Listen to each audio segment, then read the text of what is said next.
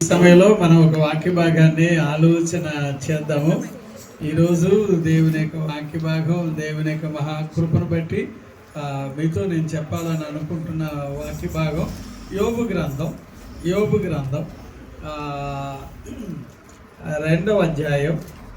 2వ అధ్యాయంలో 7వ వచనాన్ని 8వ వచనాన్ని ఒకసారి చదువుదాం.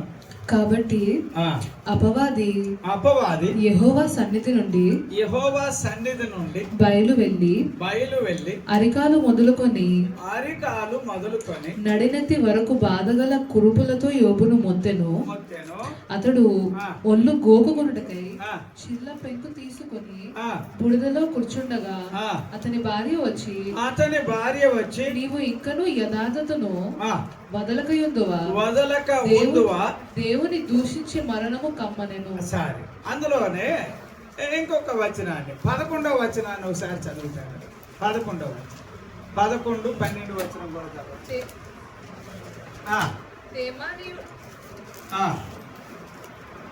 తేమానీయుడైన ఎలీఫజు, షూహీయుడైన బిల్దదు, నయామీతీయుడైన జోఫరు అను యోబు ముగ్గురు స్నేహితులు అతనికి సంభవించిన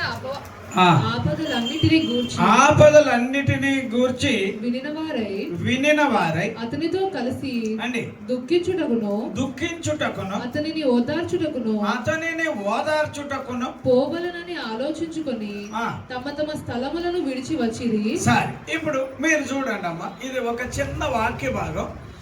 ఈ చిన్న వాక్య భాగంలో మీరు కూడా నేను కూడా మనందరం కూడా నేర్చుకోవలసిన ఒక సత్యం ఉంది. ఇందులో ఏమిటబ్బా అని అంటే, యోబు గారి గురించి తెలియని వాళ్ళు అంటూ ఎవరూ లేరు. బహుశా మన చర్చిలో యోబు గారి గురించి చెప్పిన వాక్యాలు చాలానే ఉన్నాయి. అన్ని వాక్యాలు విన్నాం కదా. అందుచేత యోబు గారి గురించి పలానా అంశం మాకు తెలియదు అనేది ఏమీ ఉండకపోవచ్చు. కానీ ఇప్పుడు యోబు గారు ఏం చేస్తున్నాడు అని అంటే, తనకి జరిగింది ఎందుకు అలా జరిగిందో యోబు గారు దాని విషయంలో ఏం చెయ్యాలి, ఏం నిర్ణయం చేయాలి, ఎట్లాగా అనే ఆలోచన తాను తీసుకునే లోపులోనే ఇంట్లోనే ఉండలేని పరిస్థితి యోబు గారికి ఏర్పడింది. అంటే ఆయన ఏదైనా నిర్ణయం తీసుకుందాము అని అనుకునే పరిస్థితి కూడా రాకుండానే ఇంచుమించుగా ఇంట్లో మనిషి ఉంటే బాగోదు అన్నంతగా అతని పరిస్థితి వేరుగా మారిపోయింది. అప్పుడు అతను ఏం చేశారు, అక్కడ ఉన్న వాళ్ళందరూ కూడా, ఎందుకైనా చిన్న ఆయన కాదు, ఇతను చాలా పెద్ద వ్యక్తి కాబట్టి, పేరున్న ఆయన, ఇంచుమించు ఒక లాయర్ లాగా బతికిన మనిషి, ఏమండి అనాథులకి తండ్రిలాగా బతికిన మనిషి, ఎవరికైనా విధవరాండులు ఇలాంటి వాళ్ళు ఉంటే వాళ్ళని పోషించడంలో తన సొంత బిడ్డలుగా వాళ్ళని స్వీకరించి వారి పక్షాన ఆయన ఎన్నో కార్యాలు. అమ్మ, ఒకే ఒక మాట, యోబు గారు దేవుని మనిషిగా తాను చేసినన్ని కార్యాలు బహుశా ఆ రోజుల్లో ఎవరు చేసి ఉండరు అని నేను అంటాను. ఫర్ ఎగ్జాంపుల్గా అబ్రహాం గారు కూడా ఎవరు దేవుని మనిషే, కానీ ఆయన దేవుని గురించి చెబుతూ వచ్చాడేమో కానీ యోబు అయితే అలా కాదు. యోబు దేవుని తరపున ధారాళంగా పంచిపెట్టాడు, ఆదుకున్నాడు, ఆదరించాడు. అనేకమైన మేలైన కార్యాలు తెల్లవారితే ఏమంటే దేవుని తరపున దేవుని మనిషిగా బయట వాళ్ళకి కనిపించాడు. అది మాత్రమే కాకుండా తన ఇంటి వారితో సమేతంగా దేవుని విషయంలో రోషంగా బతికాడు. అలా బ్రతుకుతున్న మనిషి జీవితంలో ఇప్పుడు మీరు చూసిన వాక్యం చదివితే ఏదో జరిగిందమ్మా. ఆ జరిగిన దానికి ఏం చెయ్యాలి అనే ఆలోచన మాత్రం యోబు గారికి కూడా అందుపట్టలేదు. ఇలాంటి పరిస్థితి చివరికి ఎంత దూరం తీసుకెళ్ళిందంటే దేవుడినే వదిలేయాలి. ప్రతి చిన్నదానికి ముందు ఎవరిని వదిలేయాలనుకుంటాం, అంతే కదా. ఎక్కడైనా మీరు చూడండి, బైబిల్లో చదివి చూడండి, నీ దేవుడు నీకు ఏం చేశాడు అనేవాళ్ళు చెత్తగా బోళ్ళు మంది ఉంటారు. నీ దేవుడు నీకు ఏం చేశాడు, నీ దేవుడు ఏమైనా చేశాడా, ఊరికే దేవుడు అంటే ఎట్లా ఉంటుందంటే, ఏ చిన్నదానికైనా ఎవరి మీద పడిపోతున్నారంటే దేవుని మీద పడిపోతున్నారు. ఇప్పుడు ఇలా దేవుని మీద పడిపోతున్న అలాంటి మనుషులు ఇప్పుడు ఎక్కువైపోయారు ఎక్కడ, యోబు గారి చుట్టూ. అలాంటి సమయంలో యోబు గారు ఏం చేశాడంటే, లేదు నన్ను అంటే అనండి అంతేగాని దేవుణ్ణి మీరు అనడానికి మీరు ఏ కాలానికి సరిపోరు అని ఏం చేశాడంటే ఇదిగో ఎవరెవరైతే మరీ ఉవ్వెత్తుగా అంటే వాళ్ళ వెనకాల చాలా మంది ఉంటేనే అలా ధైర్యంగా వచ్చి యోబు గారి దగ్గర నిలబడిపోయి ఇప్పుడు మాట్లాడుతున్నారు. అలా మాట్లాడితే వాళ్ళందరికీ కూడా దేవుని తరపున భలే గట్టిగా నిలిచాడు. మీకు అర్థమవుతుందా? ఎంతమంది వచ్చారు అంటే వచ్చిన వాళ్ళల్లో గొప్పగా వచ్చిన ఆవిడ వాళ్ళ సొంత ఆవిడే, ఇంటి ఆవిడే వచ్చింది. సరే, ఎంతకన్నా బాగా ప్రాణ స్నేహితుల్లాగా ఉన్నారు చూడండి. వాళ్ళు వచ్చి ఏం చేశారో తెలుసా? అంతు పట్టట్లేదు, వాళ్ళకు కూడా అంతు పట్టట్లే. ఇప్పుడు ఇంచుమించుగా మీరు ఇప్పుడు యోబు గారిని కనుక ఫోటో తీస్తే ఈ సిచ్యువేషన్లో దారులుగా కన్నీళ్లతో ఏడుస్తున్నంత బాధ ఉంది అతనికి. అది ఇక్కడ అది చూడగలిగిన విషయం. అలాగా చెప్పలేకపోతున్నాడు. ఒక మగ మనిషి తాను పడుతున్న బాధ ఎంత అంతా కాదు, అతనికి ఉన్న దుఃఖం ఎలా చెప్పాలో తెలియట్లేదు. ఈ మధ్యలో ఏమండి భార్య గారి డ్యూటీ ఆవిడ చేసుకొని ఆవిడ ఏదో మాట్లాడేసి సట్టుపోయింది. తర్వాత వాళ్ళు ఎవరండి, వాళ్ళు అదే నలుగురు స్నేహితులు ఉన్నారు కదా, వాళ్ళల్లో ఏమండి వచ్చిన వాళ్ళు వచ్చి అటు ఇటు చూశారు. కాకపోతేనట కొంచెం దూరంగా ఉండి ఏమండి యోబు గారి గురించి అప్పుడు మీరు చదువు చూడండి సార్, ఇంచుమించుగా 7 రోజులు వాళ్ళు అలాగా దూరం నుంచి చూస్తున్నారట. ఎవరిని? యోబు గారు పడే బాధ, యోబు గారు ఏడుస్తుంటే, యోబు గారు దుఃఖపడుతుంటే ఏమండి ఇది వాళ్ళు చూస్తున్నారు. కానీ ఏ యాంగిల్లోనైనా అరే తప్పు నీ దగ్గర ఉంది, సరి చేసుకోవచ్చు కదా అని చెప్పడానికి వాళ్ళకి కూడా ధైర్యం సరిపట్లే. 13వ వచనం ఒకసారి చదువమ్మా. అందులోనే ఏమని రాశాడు అంటే అతని బాధ, యోబు గారి బాధ అత్యధికముగా నుండెనని ఎంత అధికంగా ఉందో అని గ్రహించి ఎవరును అతనితో ఒక్క మాట అయినను పలుకక రేయింబగలు 7 దినములు. ఎన్ని రోజులండి? 7 రోజులు అతనితో కూడా అలా దూరంగా అలాగా కూలబడిపోయి అలా గమనిస్తున్నారట. ఒక్క మాట మాట్లాడలేకపోయారు వాళ్ళు. ఏదన్నా తప్పు చెబుదామంటే కుదరడం లేదు. అమ్మా, నేను ఈ వాక్యం ఎందుకు తీసుకున్నాను అని అంటే, మన దేవుని తరపున మనం బ్రతుకుతున్నప్పుడు ఇలాంటి ఒక వ్యక్తి అంటూ ఒక ఆయన ఉన్నాడు. ఇంత దుఃఖంలో ఏమంటే, ఇంత వేదనలో, ఇంత బాధలో అంత గట్టిగా దేవుణ్ణి ఎలా పట్టుకున్నాడంటారు? అది చూడండి. ఇందులో మీరు ఇప్పుడు ఎన్ని బాధలు. ఇప్పుడు స్నేహితులు వచ్చారు అలా దూరంలో ఒక 7 రోజులు బైబిల్లో రాశాడు. రాత్రి పగలు కూడానట ఆ 7 మంది అలా దూరం నుంచి చూస్తున్నారు. యోబు గారిని చూస్తుంటే యోబు గారికి ఏమో ముందు నిద్ర లేదట. బైబిల్లో చదివితే అదే ఉంది. నీళ్ళు చుక్క తాగలేదట, అది కూడా రాశాడు. అలాగే నీళ్ళు చుక్క తాగలేకపోయాడు, నిద్ర లేదు, విశ్రాంతి లేదు. అలాగ దూరంలో అలాగ ఉంటే ఆ మనిషిని నిర్ఘాంతపోయి చూచారు వీళ్ళు. ఎవరో స్నేహితులు చూచి చూచి చూచి ఎన్ని రోజులు? 7 రోజులు. మధ్యలో ఏదైనా మాట మాట్లాడదామంటే ఆయన బాధ మనం తట్టుకోలేము, ఆయన బాధ మనం చూడలేకపోతున్నారు అని వాళ్ళకి వాళ్ళు ఏమైనా మాట్లాడుతున్నారు. కానీ ఒక్కడైనా ముందుకు వచ్చి యోబు గారితో మాట్లాడలేకపోతున్నారు. సరే, ఇది సిచ్యువేషన్. ఇలాంటి సిచ్యువేషన్లో నేను మిమ్మల్ని అడుగుతున్నాను, ఇప్పుడు ఇతను యోబు గారు ఎట్లా ఉన్నాడు అంటే, పక్కన చిల్లపెంక అన్నాడు కదా, అంతేనమ్మా? 7, 8 వచనాలు. 8వ వచనంలోన ఏం రాశాడు? చిల్లపెంకులు అన్నాడు. 13వ వచనంలో ఏం రాశాడు? అత్యధికమైన బాధ అని అన్నాడు. తర్వాత ఇంకేం రాశాడు అక్కడ? చదవండి, కంటిన్యూ. 12వ వచనం చదివామమ్మా ఇందాక, చదువు. వారు వచ్చి దూరముగా నిలవబడి కనులెత్తి చూచినప్పుడు అతన్ని పోల్చలేక తమ వస్త్రములను చింపుకొని ఏం చేశారమ్మా? స్నేహితులు ఆయన దృశ్యాన్ని చూచేటప్పుడు తట్టుకోలేకపోయారు. ఎందుకంటే ఆయన మహారాజులా బ్రతికాడండి. యోబు గారిని మీరు చిన్నగా అంచనా వేయడానికి వీల్లేదు. మహారాజులా బ్రతికాడు. యోబు గారు గొప్పతనాన్ని వివరించడానికి ఆ దేశంలో ఎవడో కానీ వచ్చి ముందు చెప్పడానికి కుదరదు, అంత గొప్ప వ్యక్తి. కానీ ఇప్పుడు ఇతనుకున్న బాధ, ఇతనుకున్న కన్నీళ్ళు, ఇతనుకున్న దుఃఖం, ఇతనుకున్న ఈ పరిస్థితులు చూచి నిశ్చేష్టులు అయిపోయి వాళ్ళంతటి వాళ్ళే పిచ్చోళ్ళగా వాళ్ళ బట్టలు చింపేసుకున్నారట. చింపేసుకుని వాళ్ళు పక్కన ఏమంటే లబో దిబోమని వాళ్ళు. కానీ మీరు చూడండి సార్, ఇలాంటి సిచ్యువేషన్లో మనుషులకి ఎప్పుడైనానమ్మా నేను చెప్తున్నాను, మీ జీవితంలో ఎప్పటికైనా నేను చెప్తున్నాను, ఎక్కడో ఒక రకంగా ఎంతమంది అడ్డొచ్చినా ఈ దేవుడితో బతుకుంటా చూసారా, అది మనకున్న ఒక గొప్ప అదృష్టం. అర్థమవుతుందా? తిండి ఉండే లేకపోనే, పరిస్థితులు బాగోపోనే మనం ఏం చేస్తామంటే ఏ పాట పాడతాం? యెహోవా నాకు వెలుగాయే, యెహోవా నాకు అందులో మీరు చూడు, నా కోటయు నా శృంగము నా శైలము నీవే. అర్థమవుతుందా? అన్నీ నువ్వే నువ్వే నువ్వే అని అన్నప్పుడు, ఎంత పరిస్థితులు అయినప్పుడు ఆయన ఏం చేస్తున్నాడు? ఇప్పుడు అది ఆలోచన చేయండి. ఇప్పుడు పరిస్థితి ఇలాగా జటిలంగా మారిపోయింది, ఏం బాగలేదు, సిచ్యువేషన్ బాగలేదు, చూసిన వాళ్ళు చూస్తున్నారు కానీ కంటి చూపు తప్ప నోటి మాట ఎవరికైనా ఉంటే వద్దు. 7 రోజులు అలాగా నిర్ఘాంతపోయి అట్లాగా ఏంది ఇలాగ అయిపోయాడు ఏంటి అని వివరించలేక, వర్ణించలేక, చెప్పలేక నోరు మూసుకొని అలాగా. ఇప్పుడు ఎవరైనా ఇలాంటి పరిస్థితులు వచ్చినప్పుడు ఏం చేయలేక అలాగ వాళ్ళు కూడా బహుశా ఆయన కన్నీళ్ళతో కలుస్తారేమో, ఆయన దుఃఖంలో కలుస్తారేమో. కానీ ఎంతైనా దుఃఖం అంటూ ఉంటే వ్యక్తిగతంగా పడేది ఆ వ్యక్తికే తెలుసు. ఎంతమంది చుట్టూ వచ్చి ఆదరించాలనుకున్నా, ఏం చెప్పాలనుకున్నా, ఏమండి ఎంతమంది ఉన్నా కూడా, కానీ పర్సనల్గా అంటూ ఆ గుండాను వెళుతున్నావు కాబట్టి నీకే దేవుడు బాగా అవసరం. దేవునికి స్తోత్రం.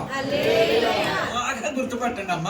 ఇందులో నేను గమనించాను, ఒక్కొక్క సందర్భంలో ప్రభువా మరి నువ్వు ఎక్కడున్నావు, యోబు గారు ఇంత పరిస్థితి ఇలాగ అయిపోయినప్పుడు నువ్వేం చేసావు, ఏమైనా సాయం చేసావా?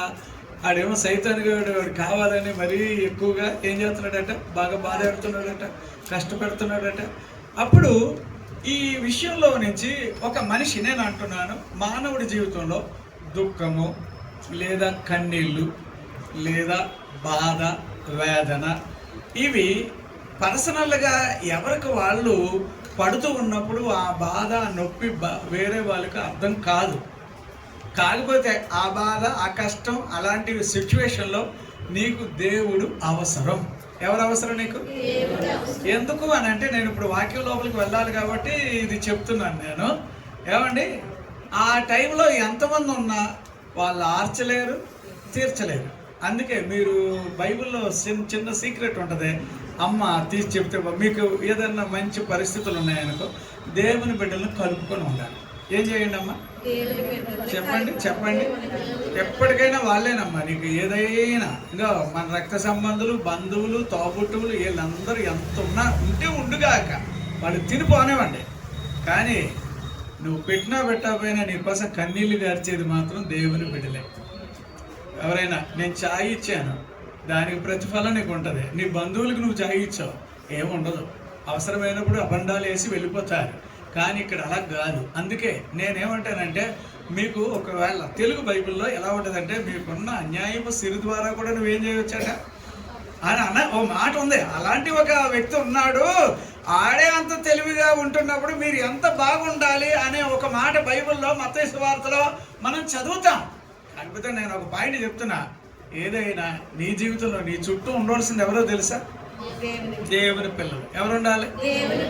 మీరు ఈ బైబిల్లో చదువు చూడండి, కొన్ని వేల మందికి ఈయన అన్నం పెట్టినాడు, కొన్ని వేల మందికి ఆదరణ ఇచ్చినాడు, కొన్ని వేల మందిని ఆయన ఆదరించి వారికి తగినటువంటి సహాయం చేసిన మనిషి చివరికి అతని దగ్గర ఉన్నది ఎవరో తెలుసా?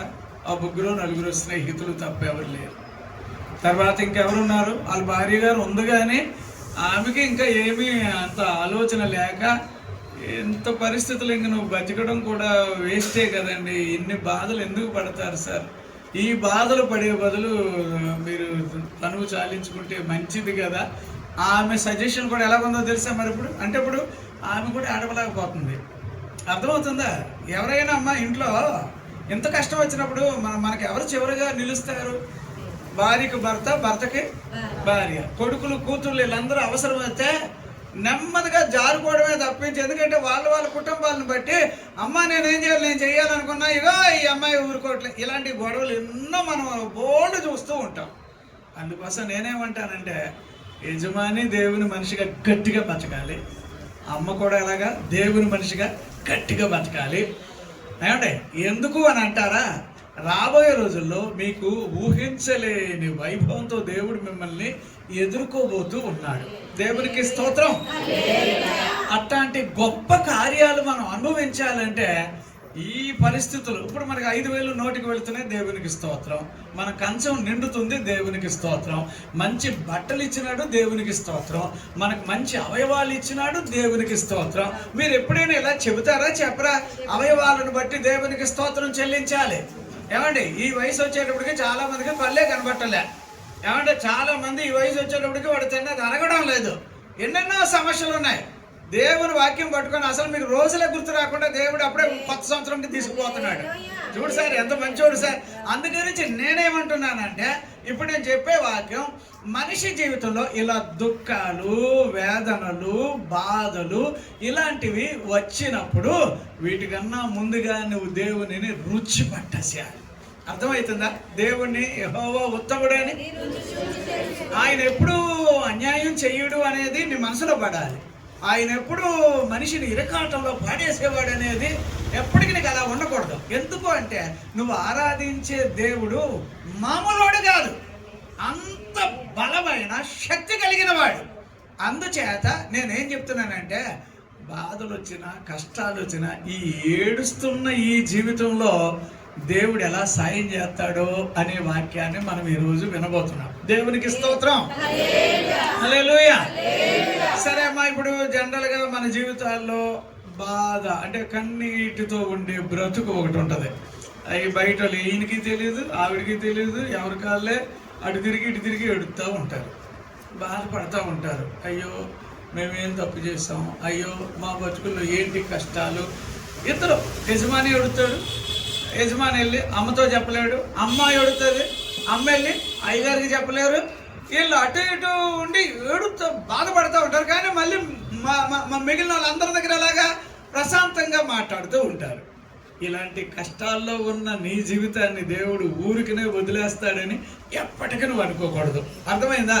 ఈరోజు నేను చెప్పే వాక్యం కాస్త మీరు ఆలోచన చేస్తారని నేను నమ్ముతున్నాను. దేవునికి మహిమ కలుగును గాక. హల్లెలూయా, హల్లెలూయా. అందుచేత నేనేమంటున్నానంటే, ఒక్కొక్క చిన్న చిన్న పాయింట్లు మీరు గమనించాలి.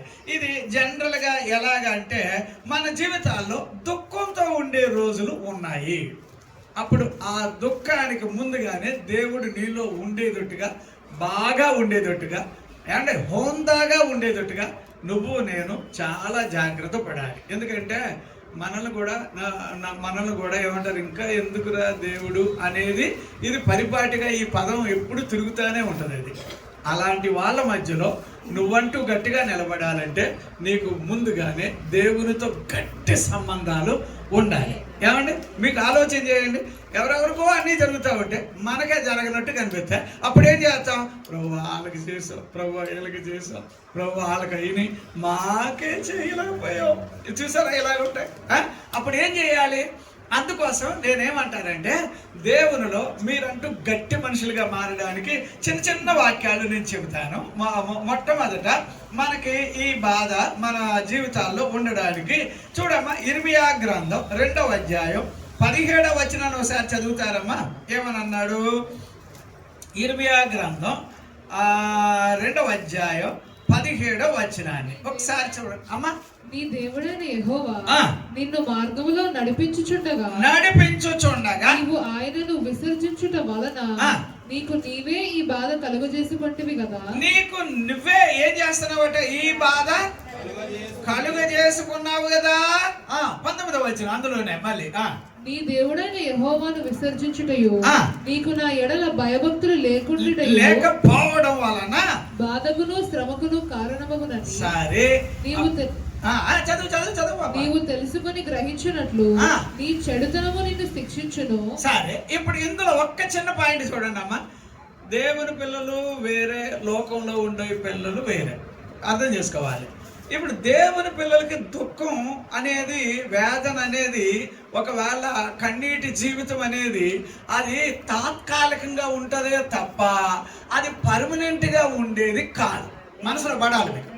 అంటే మనకి కూడా కష్టాలు వస్తాయి, మనకు కూడా బాధలు వస్తాయి. కానీ మనం ఏంటంటే విచిత్రం, వీడికి ఎవడు సాయం చేస్తాడో చూస్తాం కదా అని అనుకుంటే ఆడు చూసే లోపల మనం ఏరు దాటేస్తాం. దేవునికి స్తోత్రం. అది దేవుడు మనకిచ్చిన భాగ్యం. కానీ మరి ఒక వచనం ఉంది, ఎందుకు మనిషి జీవితంలో అంత దుఃఖకరంగా రోజులు ఉంటున్నాయి, ఎందుకు అంత వేదనకరంగా ఉంటుందంటే, జాగ్రత్త, ఇతర మనుషుల్లాగా నువ్వు దేవునికి దూరంగా ఉండనే కూడదు. అర్థమవుతుందమ్మా? ఇతర మనుషులంటే వాళ్ళకి అంతే తెలుసు. చాలా చోట్ల దేవుని వాక్యాలు చెప్పడం కంటే మందిరానికి వచ్చి అదొక బెల్ట్ కింద, అదొక గుంపు కింద తయారవుతారమ్మా. ఏం లేదండి, పాస్టర్ గారు కూడా వాక్యాలు చెప్పడం మానేసాడు. ఇప్పుడు ఏం లేదు, మనం అందరం ఒకటే తిందాం, కూర్చుందాం హాయిగా, అందరం కలిసి సమిష్టిగా. ఇట్లాంటి కాదమ్మా. మీకు నాకు ఎవరు దిక్కు అంటే యేసు ప్రభు తప్ప ఎవరు ఉండకూడదు. తనొక్కడే మీ గురించి పూచీకత్తు. అర్థమైందా? మీరు నాకు ఎలాగ పరిచయం అవుతారంటే ఈ యేసు ప్రభువుని బట్టి మాత్రమే తప్ప వేరే యాంగిల్లో మీకు నాకు అవసరతలు ఏమీ లేవు. వింటున్నారా? వేరే విషయాల్లో నేను మీ ఇంటికి రావాల్సిన అవసరం లేదు, మీరు నా దగ్గర రావాల్సిన అవసరం లేదు. మీకు నాకు మధ్యన ఎవరు ఉండాలి? ఈ మధ్యవర్తిగా ఉండే యేసు ప్రభు, ఆయన దగ్గరికి వెళ్ళే వరకు ఈ భాగ్యమే మనకు ఉండాలి. కానీ చాలా చోట్ల ఇలా ఉండట్లేదు. ఇప్పుడు చూడండి, ఇర్మియా గారు చెబుతూ ఉన్నాడు, అయ్యయ్యా ఎంత చెప్పినా మీరు ఇలాగా దేవునికి దూరం అవ్వడం అలవాటు చేసుకున్నారయ్యా. ఏమ్మా, ఇప్పుడు దేవుడికి ఈ చిన్నపిల్లలు చూడండి అమ్మా, వీళ్ళు మాత్రం ప్రతి చిన్న కూటానికి వచ్చేస్తారు. వీళ్ళు 10th క్లాస్ వచ్చేటప్పటికి రమ్మానండి ట్యూషన్లు అంటారు. తర్వాత ఇంటర్మీడియట్ వచ్చేటప్పటికి ఇక చూడు అమ్మాయి చెప్పేస్తుంది, మరి నువ్వు ఖచ్చితంగా రా, నువ్వు ప్రేయర్ నడుస్తుందిలే, నీకు చిన్నప్పటి నుంచి దేవుడు మనిషివే కదరా, పర్లేదురా అని చెప్పి ఏం చేస్తారు అలాగా. ఏమంటే పిల్లలు కొంచెం తల్లిదండ్రులు కూడా వెనకేసుకొస్తారు. నేను ఈ విషయంలో నా రాజు విషయంలో అలా లేదమ్మా. రాజు నేనేం చేశానో తెలుసా? మీకు ఎవరికీ తెలీదు. అంత కష్టం పడేవాడు. రాత్రి 3 గంటలకు కూడా ఎవరైనా సేవకులు వస్తే అప్పటికి వాడు లేచి అన్నం ఉండాలి. 3 గంటలకి. అందులో ఒక ఆవిడ ఉంటుంది, ఇప్పుడు టీవీలో ఒక ఆవిడ కనిపిస్తూ ఉంటుంది. నేను అసలు ఆ అమ్మగారిని నేను చూసినప్పుడు అలా అనుకుంటాను, అమ్మ మహాతల్లి ఏం ఏడిపించింది మమ్మల్ని అని అనుకుంటాను నేను. కానీ ఆమె టీవీల్లో అయ్యి బాబా కిక్కుర్చిపోయి పబ్లిక్ ఆవిడ వెనకాల చూస్తూ ఉంటారు. వైఎంసీ కూడా వస్తూ ఉంటుంది ఆవిడ. కాకపోతే ఆవిడ ఒక రోజు ఏం చేసింది, ఒక పెద్ద అయ్యగారి దగ్గర ఆవిడ ఊరిక ఏది మంచినీళ్ళు ఇవ్వడం అట్లాంటివి చేయడానికి వచ్చిన ఆవిడేమందో తెలుసా? అయ్యగారికి మీరు భోజనం వండుతున్నప్పుడు ఎంతసేపు వండుతారంటే 3 గంటలు పడుతుంది. నాకు కూడా అన్ని గంటలు వండాలనేది అట్లా చేసేది ఆవిడ. చచ్చినట్టు యువత బాగా తెల్లారు అయిపోయేది. ఎలా అయ్యిందంటే ఇంకా అవ్వలేదు, ఇంక 3 గంటలు అన్నారు కదా, ఈవిడికో 3 గంటలు. అలా భలే బాధెట్టారు. కానీ నేను చూశాను, ఏమంటే ఎంత అయినా కూడా మన జీవితాల్లో ఎన్నన్నా కూడా ఊరికే వేరే వాటిల్లో అలా పేరు తెచ్చేసుకుంటారు. కానీ దేవుని విషయంలో మాత్రం రోషంగాను లేకపోతే శక్తివంతంగాను, దేవుని విషయంలో పౌరుషంగాను అలా జీవించే వాళ్ళని మనం చాలా తక్కువ చూస్తాం. నేనేమంటున్నానంటే ఈ విధంగా చూడండి, దేవునికి దూరం అవుతున్నామని అనగానే కొంచెం ఇంటర్మీడియట్ వచ్చేటప్పుడు అలాగవుతుందా, తర్వాత డిగ్రీకి వెళ్ళేటప్పుడు చూడండి అసలు ఇప్పుడు వీళ్ళకి చెప్పాలా కదా అన్నట్టు అయిపోవట్లేదా? ఇంకా కొంచెం దూరం వచ్చి అసలు వీళ్ళకి మనకు దొరకలేదు. అర్థమవుతుందా? మీ కుమారులు మీ కుమార్తెలు ఎప్పుడు దేవునితో ఉండేదోటి చూసుకోండి అబ్బా. నేను చెప్తున్నా, నేను ఒక్కొక్కసారి అనుకున్నాను, రాత్రి ఎప్పుడు పడుకున్నావురా నువ్వు అని అడిగేవాడిని రాజుని. ఎప్పుడు పడుకున్నావు, ఆడెప్పుడు పడుకున్నావు నాకు తెలియదా, పైకి మాత్రం పడుకోలేదా అనేవాడిని. పాపం నాకు జాలేసేది. ఈవెన్ నా ఇంట్లో అలాగే ఏ సేవకులు వచ్చినా రాత్రి పగలు ఏమండి, ఈ రోజుకి నేను చెప్తున్నా, ఎప్పటికీ దేవుడు నిన్ను కానీ నీ పిల్లల్ని కానీ విడిచిపెట్టడు. అర్థం చేసుకోండి. ఇక్కడ పాస్టర్ గారు వెనకాల ఏం ఉండడు. ఎవరుంటారు? అందుకేనమ్మా మీ పిల్లల విషయంలో నేను ఎప్పుడు అంటాను, ట్యూషన్కి వెళ్ళకపోతే కొడుతున్నావు, కాలేజీకి వెళ్ళకపోయినా స్కూల్కి వెళ్ళకపోయినా తిడుతున్నావు, మందిరానికి వెళ్ళకపోతే మరి నువ్వు పిల్లలు నెమ్మదిగా దూరం అవుతున్నారు, నీకు తెలియట్లేదా? పిల్లలు దేవుని మందిరానికి రావట్లేదండి. ఇప్పుడు దేవుని మందిరానికి వస్తే వీళ్ళు వచ్చినప్పుడల్లా దేవునికి ఏమైనా కానుకలు ఇచ్చేస్తారండి? అండ్ అందుకేనండి ఇప్పుడు ఇక్కడికి వచ్చారు కానుక ఇస్తాగా? కాదుగా. కనీసం మీరు ఆలోచించి చెప్పాలి, ఆదివారం మాత్రం ఏమాత్రం దేవునికి కానుకిస్తున్నారని అనుకోవాలి. అసలు దేవుడినే సరిగా ప్రేమించకపోతే మీ కానుకలే వద్దనే ధైర్యంగా నేను చెప్తున్నానంటే ఎందుకు అంటున్నాను?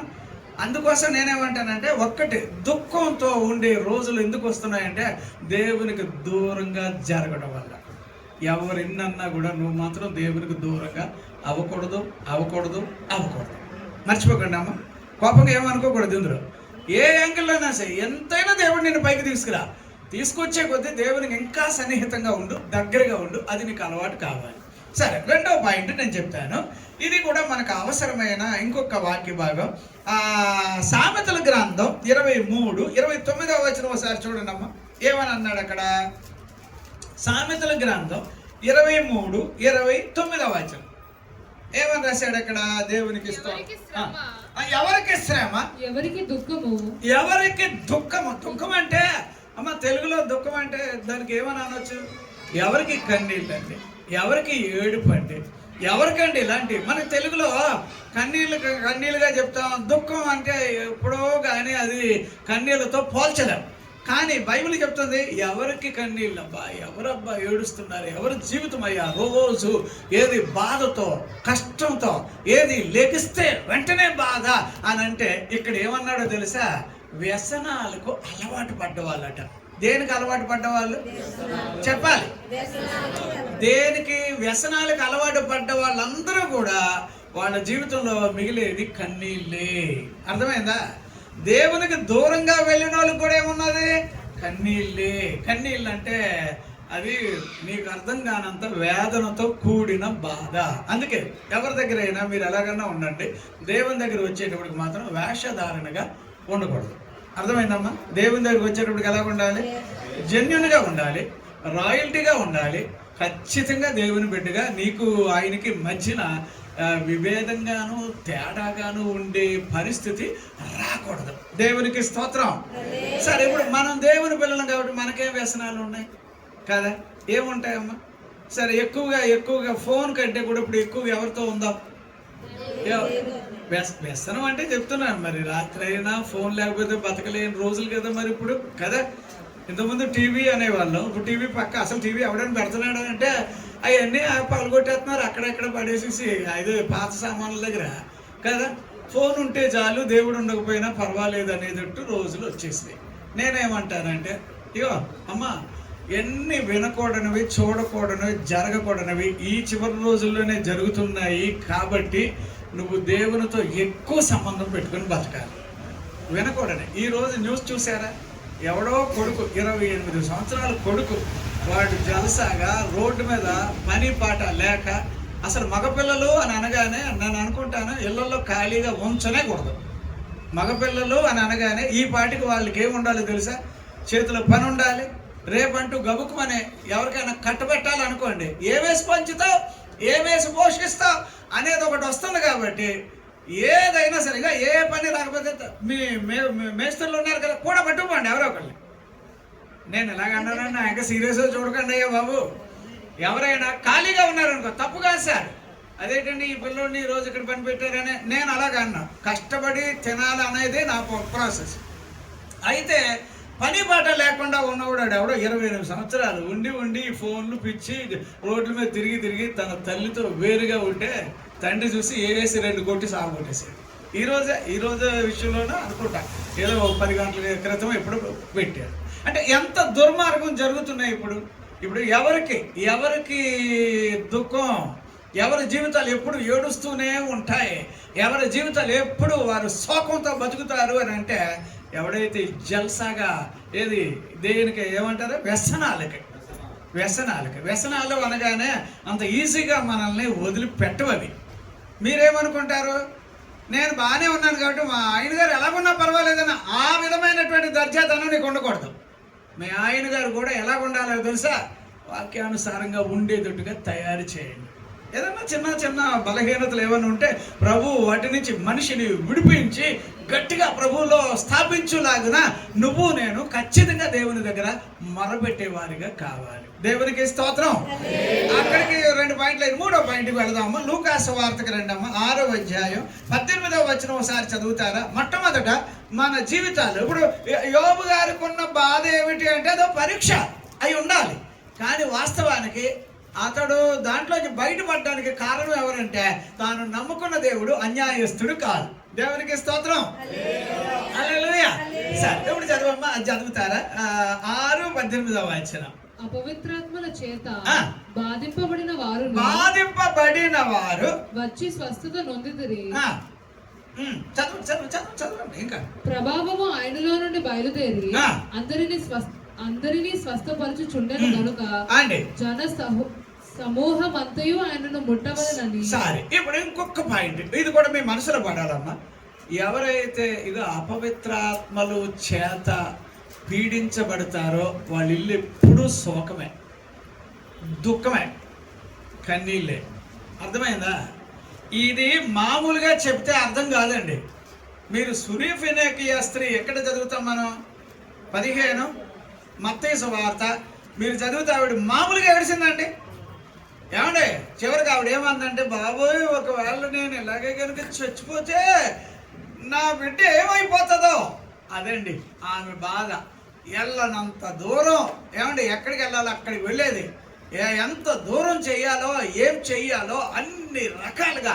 ఎందుకు అని అంటే వాళ్ళ అమ్మాయిని అపవిత్రాత్మ పట్టుకొని పీడిస్తూ ఉండేదట. ఏమండి మీకు అర్థమవుతుందా?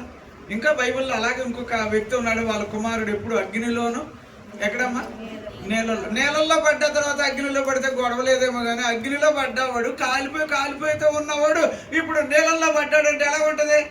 ఇంకా డేంజర్ ఉంటుంది. ఇక ఆయన కూడా ఇలా ఏం చేశారంటే, అయ్యయ్యో మా బతుకులు ఎందుకు ఈయన కన్నాం, ఏంటో ఈ బతుకు. అందుకే నేను ఒకటే అన్నాను, అపవిత్రాత్మల చేత ఎవరున్నా కూడా వాడి బతుకు శోకం, వాడి బతుకులో ఏమండి ఎప్పుడు కూడా ఏముంటాయంటే దుఃఖం. వాళ్ళ జీవితాలు ఎప్పుడు ఏడుపే, తెల్లరవగానే ఏడుపు. అర్థమవుతుందా? ఇప్పుడు నేనేమంటానంటే, నేను నా ప్రభువు దగ్గర మీరు గట్టిగా బతుకుతున్నారు కాబట్టి మీ దుఃఖంలో నుంచి ఆయన మిమ్మల్ని విడిపించగలిగిన సమర్థుడు కనుక, అమ్మ నేను చెప్పేది వినాలి. కొంతమంది ఎలా ఉంటారంటే కొన్ని రకాలైన అంటే లక్షణాలు ఉంటాయి. అంటే ఎప్పుడు నేను కోపంగానే ఉంటాను, అదో రకం, అదో దెయ్యం అనే సంగతి నీకు తెలియక ఊరికే కోపంగా ఉన్నాను అని అనుకుంటా. వద్దబ్బా, ఎప్పుడు ప్రతిదానికి నీ చుట్టూ దేవుని వాక్యం ఉండునుగా, ఇలాగా నడవాలి. అది జీవితం. లేకపోతే నీ జీవితంలో చూడండి, అపవిత్రాత్మల చేత పీడించబడ్డం అంటే ఎప్పుడు చూసినా ఇల్లు దరిద్రమే, ఏడుపే, కష్టమే. ఇక దాన్ని వివరించలేవు. ఏంటో అనుకుంటా, అప్పుడే నవ్వుతున్నట్టుంటాం, మళ్ళీ 2 నిమిషాలు ఈ బాధ. అయ్యి బాబా ఇలాంటివి ఇక వర్ణించలేకపోతున్నాం. బైబిల్లో ఎక్కువగా ఇవి మనం చూస్తాం. కానీ నేనేమంటానంటే, ముందు దుఃఖం గురించి కొన్ని పాయింట్లు అంటూ మనకు అర్థం కాకపోతే దీంట్లో నుంచి మనం ఎలా బయటపడతాము అనేది తెలియాలి. అందుకోసమే నేనేమంటానంటే, యోబంతటి వాడికి ఎవరు కావాల్సి వచ్చింది? దేవుడే కావాలి. ఎవరు కావాలి? అతను ఎప్పుడు ఏడుస్తూ ఉండాలని కోరుకున్నది ఎవరో తెలుసా? సైతాన్. అయితే యోబు ఎప్పుడు సంతోషంగా ఉండాలని కోరుకున్నది ఎవరంటే దేవాది దేవుడు. ఇప్పుడు సంతోషంగా ఉండాలని ఎవరు కోరుకుంటున్నారు? మీరు ఏడుస్తూ దుఃఖముక్కులే నానా బాధలు పడుతూ ఇక్కడ చదివే కదండి, వ్యసనాలను ఇంకొకటనో దేవునికి దూరంగానో అలాగో ఇలాగో వెళ్ళే కొద్దీ ఈ సైతాను భలే సంతోషపడిపోతాడు. ఎందుకంటే వాడికి కావాల్సింది నువ్వు దేవునికి దూరం అయితే నీతో వాడు ఇష్టం వచ్చినట్టు ఏం చేయాలన్నా చేసుకోవడానికి వాడికి ఇష్టం. అయితే దేవుడు ఏం చేశాడంటే, లేదు ఈ విషయంలో ఎవరు నాతో గట్టిగా నిలుస్తారో చూద్దాం అని దేవుడు ఏం చేస్తున్నాడు. ఇప్పుడు నేను ఇది 3 పాయింట్లే చెప్పానమ్మా. ఒకటి ఏంటట, ఏమంటే ఎందుకు మనకి దుఃఖం వస్తుంది? దూరంగా జరగడం. జాగ్రత్త అబ్బాయి, కుర్రోళ్ళకి నేను చెప్తున్నాను, అమ్మాయిలకి నేను చెప్తున్నాను. అమ్మ బాబు ప్రార్థనకి రాకపోయినా ముందు మీరు రండి. ఎవరు రాకపోయినా, మీ అమ్మ మీ బాబు రాకపోయినా మీరు మాత్రం ఏం చేయాలి? ప్రార్థన అని అనగానే యూత్ మీటింగ్ అయితే వస్తాము అని అనకండి. యూత్ మీటింగ్లో అక్కడ యవనస్తులు వచ్చి వాక్యం చెప్తారని అనుకోకూడదు. అర్థమైందా? లేకపోతే ఎవరైనా వాక్యం చెప్తే ఈయనేం చెప్తాడు ఆవిడేం చెప్తుంది అని కూడా ఎదురు చూడకండి. ముందు నువ్వు రా, అంతే. ప్రార్థనకి రా. దేవుడు ఆయన అటెండెన్స్ వేసుకొనివ్వండి. నా బిడ్డలు ఎప్పుడు నాతో ఉంటున్నారనే మాట రానివ్వండి. అది అలవాటు పడాలి. దేవునికి స్తోత్రం. సరేనా? ఇప్పుడు 3 పాయింట్లు మనం విన్నాం కదా. 3 పాయింట్లు గాక ఇంకొక మాట కూడా నేను చెప్తాను. 42వ కీర్తన 9వ వచనం, 43వ కీర్తన 2వ వచనం, అట్లాగే నిర్గమాకాండం 3వ అధ్యాయం 7వ వచనం. ఈ 3 కూడా ఏమున్నాయి? సరే అందులో ఒక్కటన్నా చదివమ్మా. నీ దేవుడు ఏమాయనని వారు నిత్యము నాతో అనుచుండగా రాత్రింపగళ్ళు నా కన్నీళ్లు నాకు అన్నపానములాయెను. ఇక్కడ చూడండి అమ్మా, ఇంకొక మాట వచ్చింది. సరే 42 చదివమ్మా నువ్వు. 43 చదువు. 43 రెండవ వచనం. నీవు నాకు దూరమైన దేవుడవు, నన్ను త్రోసివేసితివేమి. నేను శత్రు బాధ చేత, ఏ బాధ చేతమ్మా? శత్రు బాధ చేత దుఃఖాక్రాంతుడనై ఏమైపోయాడమ్మా? అమ్మా శత్రువులు ఎక్కువ అయ్యారు అనుకోండి, అప్పుడేమవుతుంది మనకి? చూడండి, దుఃఖం అంటే అర్థమవుతుందా? జీవితం అంతా శోకం. ఇది నెగిటివ్ పాయింట్స్. ఇవి నెగిటివ్ పాయింట్స్ అని అంటారు వీటిని. ఎందుకయ్యా నీ బతుకులు ఎంత బాధ, ఎందుకయ్యా ఇంత వేదన, ఎందుకయ్యా ఇంత దుఃఖం అంటే శత్రువులు ఎక్కువైపోయారండి. ఎటు చూసినా శత్రువులే. ఏమంటే ఇలాంటి శత్రువులు ఉన్నప్పుడు ఖచ్చితంగా మీరు 3:7 వచనంలో ఏముందమ్మా? నిర్గమాకాండంలో దేవుడే అంటున్నాడు, నేను వారి బాధను వారి 3:7 వచనం. మరియు యెహోవా ఇట్లనెను, నేను ఐగుప్తులోనున్న నా ప్రజల బాధను నిశ్చయముగా చూచితిని.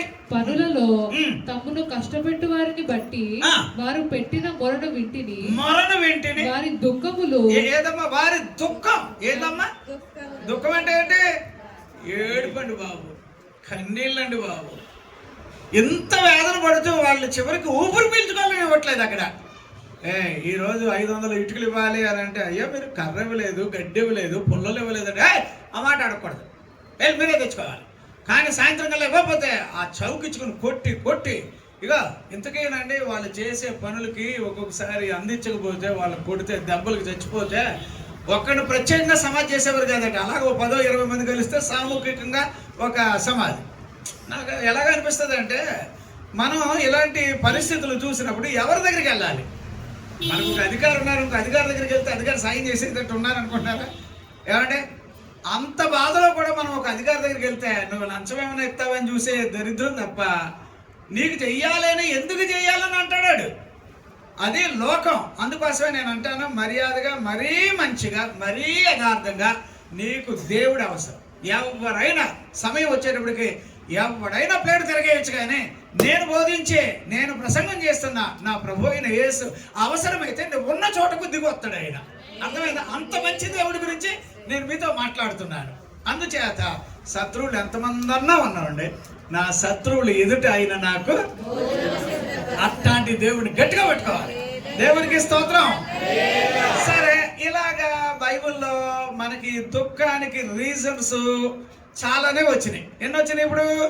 ఒకటి, ఎప్పుడు శోకంతో, దుఃఖంతో, కన్నీళ్లతో రోజులు వెళ్ళడానికి 1వ పాయింట్ ఏంటంట? దేవునికి ఎవరు దూరంగా ఉంటారో వాళ్ళ బతుకులు ఇలాగే ఉంటాయి. అర్థమైందా? మనం ఏమనుకుంటాం అండ్ అట్లాగా ఇలాగ. పాస్టర్ గారు ఏం చేస్తాడు?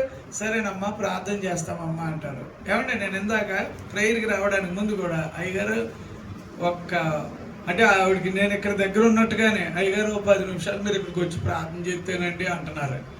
వాళ్ళు ఎక్కడ 500-600 కిలోమీటర్ల దూరంలో ఉన్నారు. అయినా వాళ్ళ ఆశ చూడు సార్.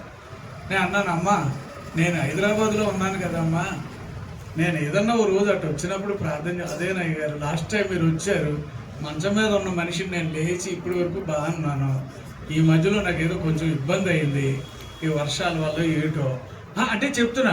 ఏదైనా అమ్మ నీ మీద దేవుని కృప ప్రత్యేకంగా ఉన్నది, మర్చిపోకండి.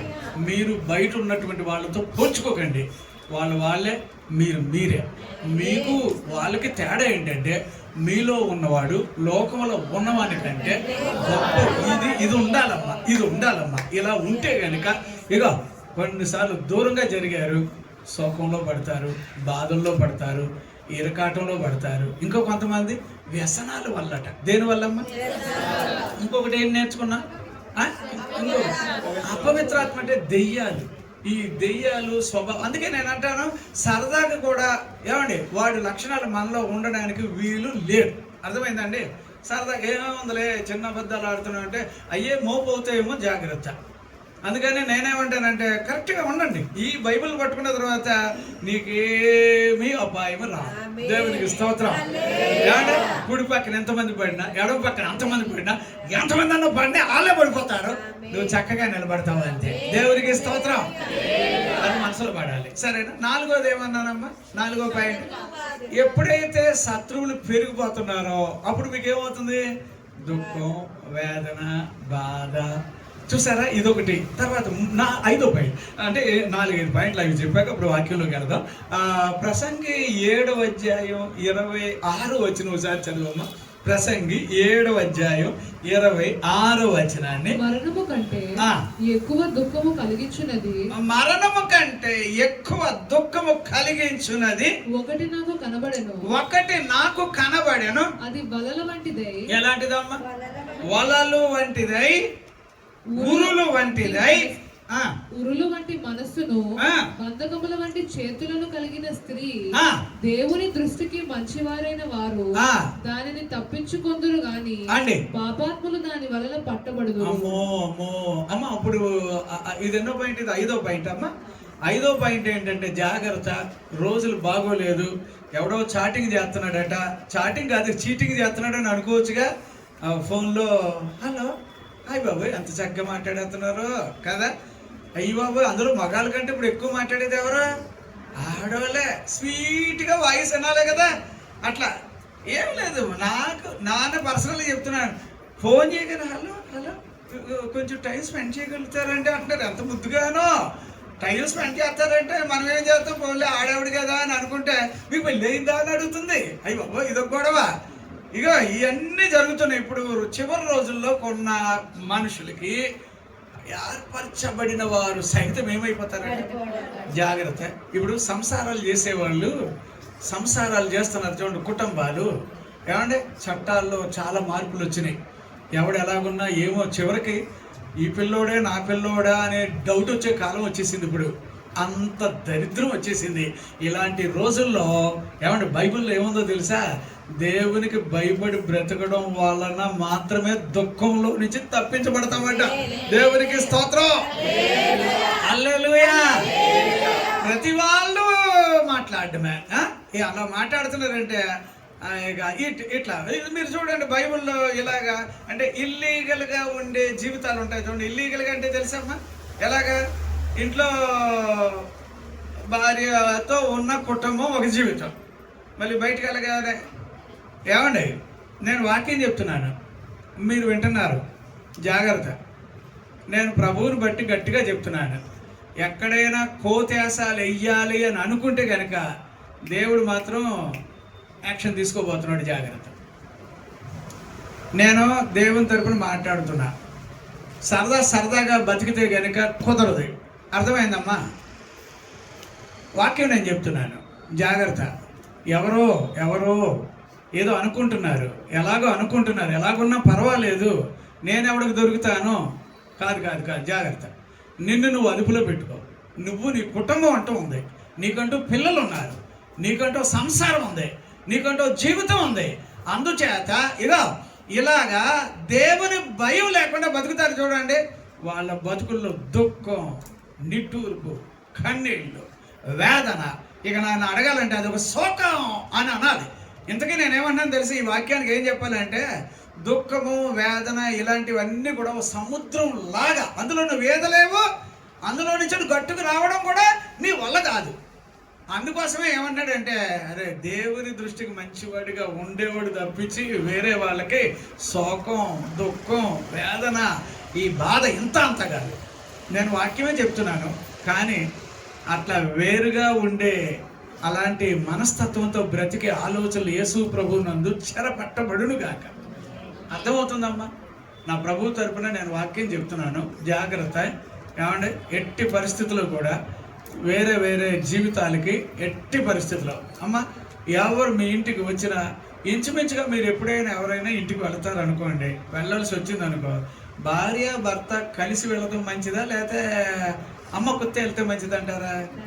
బాగోదే, ఆలోచన చేయండి. భార్య భర్త ఎక్కడైనా పిలువబడ్డప్పుడు అట్లా వెళ్ళండి, అది మంచిది. ఈవెన్ నేను అంటున్నా, ఎప్పటికీ మనం ఒంటరిగా ఉన్నాము అనే కాలం కాదుగా. ఎందుకంటే దేవుడు పక్కన మనల్ని గమనిస్తున్నాడు. ఎందుకంటే నీ సంసారం, నీ కుటుంబం, నీ భార్య, నీ భర్త, నీ పిల్లలతో నువ్వు బాగున్నప్పుడే ఈ దేవుడు నీ దేవుడు అవుతాడు. అర్థమవుతుందా? నా ఇష్టం వచ్చినట్టుగా నేను ఉన్నా కూడా దేవుడు నేను అడ్జస్ట్ చేసుకుంటానంటే అంత చెత్తగాడు కాదు నేను చెప్పే దేవుడు. అర్థం చేసుకోవాలి. అందుచేత ఇప్పుడు ఏమైందంటే, అమ్మ ఎంత చెప్పినా కూడా వినని మనిషి బైబిల్లో ఉన్నాడు. ఎవరి పేరు? 16 చదవమ్మ. న్యాయాధిపతులు గ్రంథం 16 లేదా 14-16 వచనం కూడా మనం చదివితే ఆయన అంత బలవంతుడు కదా. మరి ఎవరో సంసోన్ అంత బలవంతుడు కదా, అంత ఇది ఉన్నవాడు కదా, అంత ప్రత్యేకత ఉండేవాడు కదా. ఏమైందట? 16 ఏముందమ్మా? 16 ఏముంది? అనుదినము మాటల చేత. దేని చేత అమ్మా? చెప్పాలి. రోజు మాటలు. ఏ మాటలు? సూదుపాటు మాటలు. నువ్వు నన్ను ప్రేమించట్లేదు, నన్ను అసలు ప్రేమించట్లేదు. ఆఖరిగా అంత కండలు కలిసినోడు, ఎంత బలవంతుడు, 20 కిలోమీటర్ల దూరం మోసుకుపోయాడు. ఏది ఆ ప్రాకారపు గోడలు, ఆ తలుపులు, అంత బలవంతుడు. ఆ బెచ్చమొహం దాని ఎదుట పనికిరానుడైపోయి విసుక్కుపోయి ఏడిచాడట. అర్థమైందా? సంసోను ఏడిచాడు అంటే మీరు నమ్ముతారా? సంసోను బాధపడ్డాడంటే మీరు నమ్ముతారా? అందుకేనబ్బా, అబ్బాయి మీరు కూడా కుర్రగాళ్ళు కదా, మీ అమ్మ బాబుల్ని కూడా కొంచెం గమనించండి. యవనస్తులు కూడా నేను చెప్తున్నాను, నేను ఇప్పుడు వాక్యం చెప్తున్నాను, జాగ్రత్తగా ఉండాలి. మన అమ్మ బాబులు ఎలాగుంటున్నారు అనేది కూడా ఓ పక్కన గమనించాల్సిందే. అదేంటి అమ్మా నాన్న నేను గమనించడం ఏంటంటే, వాళ్ళు చెత్తగాళ్ళుగా కనిపిస్తే కనుక తప్పకుండా కుటుంబాలకి ఆపద వస్తుంది, ప్రమాదం వస్తుంది. అట్లాంటి రాకుండాలాగిన ఖచ్చితంగా మా అమ్మ యథార్థవంతురాలు, మా నాన్న యథార్థవంతుడు అని చెప్పుకొని పిల్లలు కూడా గొంతులు వేసేటట్టుగా, సంతోషించేటట్టుగా అట్లాంటి వాతావరణం దేవుడు మనకి దయచేయునుగాక. దేవునికి స్తోత్రం. హల్లెలూయా. 14-16 ఏముందమ్మా? 14-16 కూడా ఒకసారి చదువు. కాబట్టి సంసోను భార్య అతని పాదముల యొద్ద పడి ఏడ్చుచు, నీవు నన్ను ద్వేషించితివి గాని ప్రేమింపలేదు. అయ్యో ఇలా మాట్లాడతామంటే ఏమైపోతారమ్మా? అసలు అదే ఎడుతుందా? ఈయన ఎడుతున్నాడు. అసలు సంగతి ఉంటే గనుక సంసోను అండి మామూలుడమ్మా, సింహాన్ని అలా చీల్చేసాడు కదా. బైబిల్లో ఉన్న విషయం చెప్తున్నా. సింహాన్ని ఏంటండి బచ్చి గాడిద దవడ ఎముక తీసుకొని 1000 మందిని పట్ట కొడితే అంత బలవంతుడు. ఆయన జీవితం అంతా శోకం, ఆయన జీవితం అంతా వేదన. ఇక ఆఖరి చచ్చిపోయినప్పుడు కూడా ఆయన బాధ. బతుకున్నవాడిని కళ్ళు పీకేసేసారండి బాబు. మీరు ఆలోచన చేయండి. నేనేమంటున్నానంటే ఇది ఒక భయంకరమైన, ఎప్పుడైతే దేవునికి ఏమండి దూరం అయ్యి చెత్త సంసారాల్లో అడిగడతారో చూసారా? చెత్త సంసారాలు అంటే అది పెద్ద వయ్యారంగా భోజనానికి రమ్మంటది మనల్ని. ఏమండి నేను సరదాగా చెప్తున్నాను, ఏమ్మా పాపగా ఎవరో అనుకోకండి, నేను దేవుని మనిషిగా వాక్యం చెప్తున్నాను, జాగ్రత్త. నీకేదో సరదాగా అనుకునే ఆడెవడో ఒకసారి భోజనానికి రమ్మంటే నువ్వు పరిగెట్టావేమో. ఒకవేళ ఆడావిడైనా మగాడైనా నేను చెప్తున్నా, నీ జీవితం శోకమయంగా మారడానికి కారణం దేవుడు కాదయ్యా, నీ ప్రవర్తన. జాగ్రత్తగా సంసారం అనేది దేవుడు ఏర్పాటు చేసిన అదేమంటారు, అదొక దేవుడు ఏర్పాటు చేసిన ఒక చక్కటి జీవితం అది.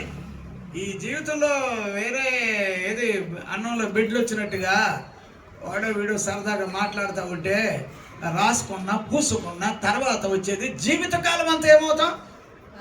వేదన, కన్నీళ్ళు, శోకము, దుఃఖము. అయితే ఏమంటే నేను వాక్యం చెప్తున్నాను పాపంగా అనుకున్నారా? అనుకున్నా పర్లేదు, తిట్టుకోండి.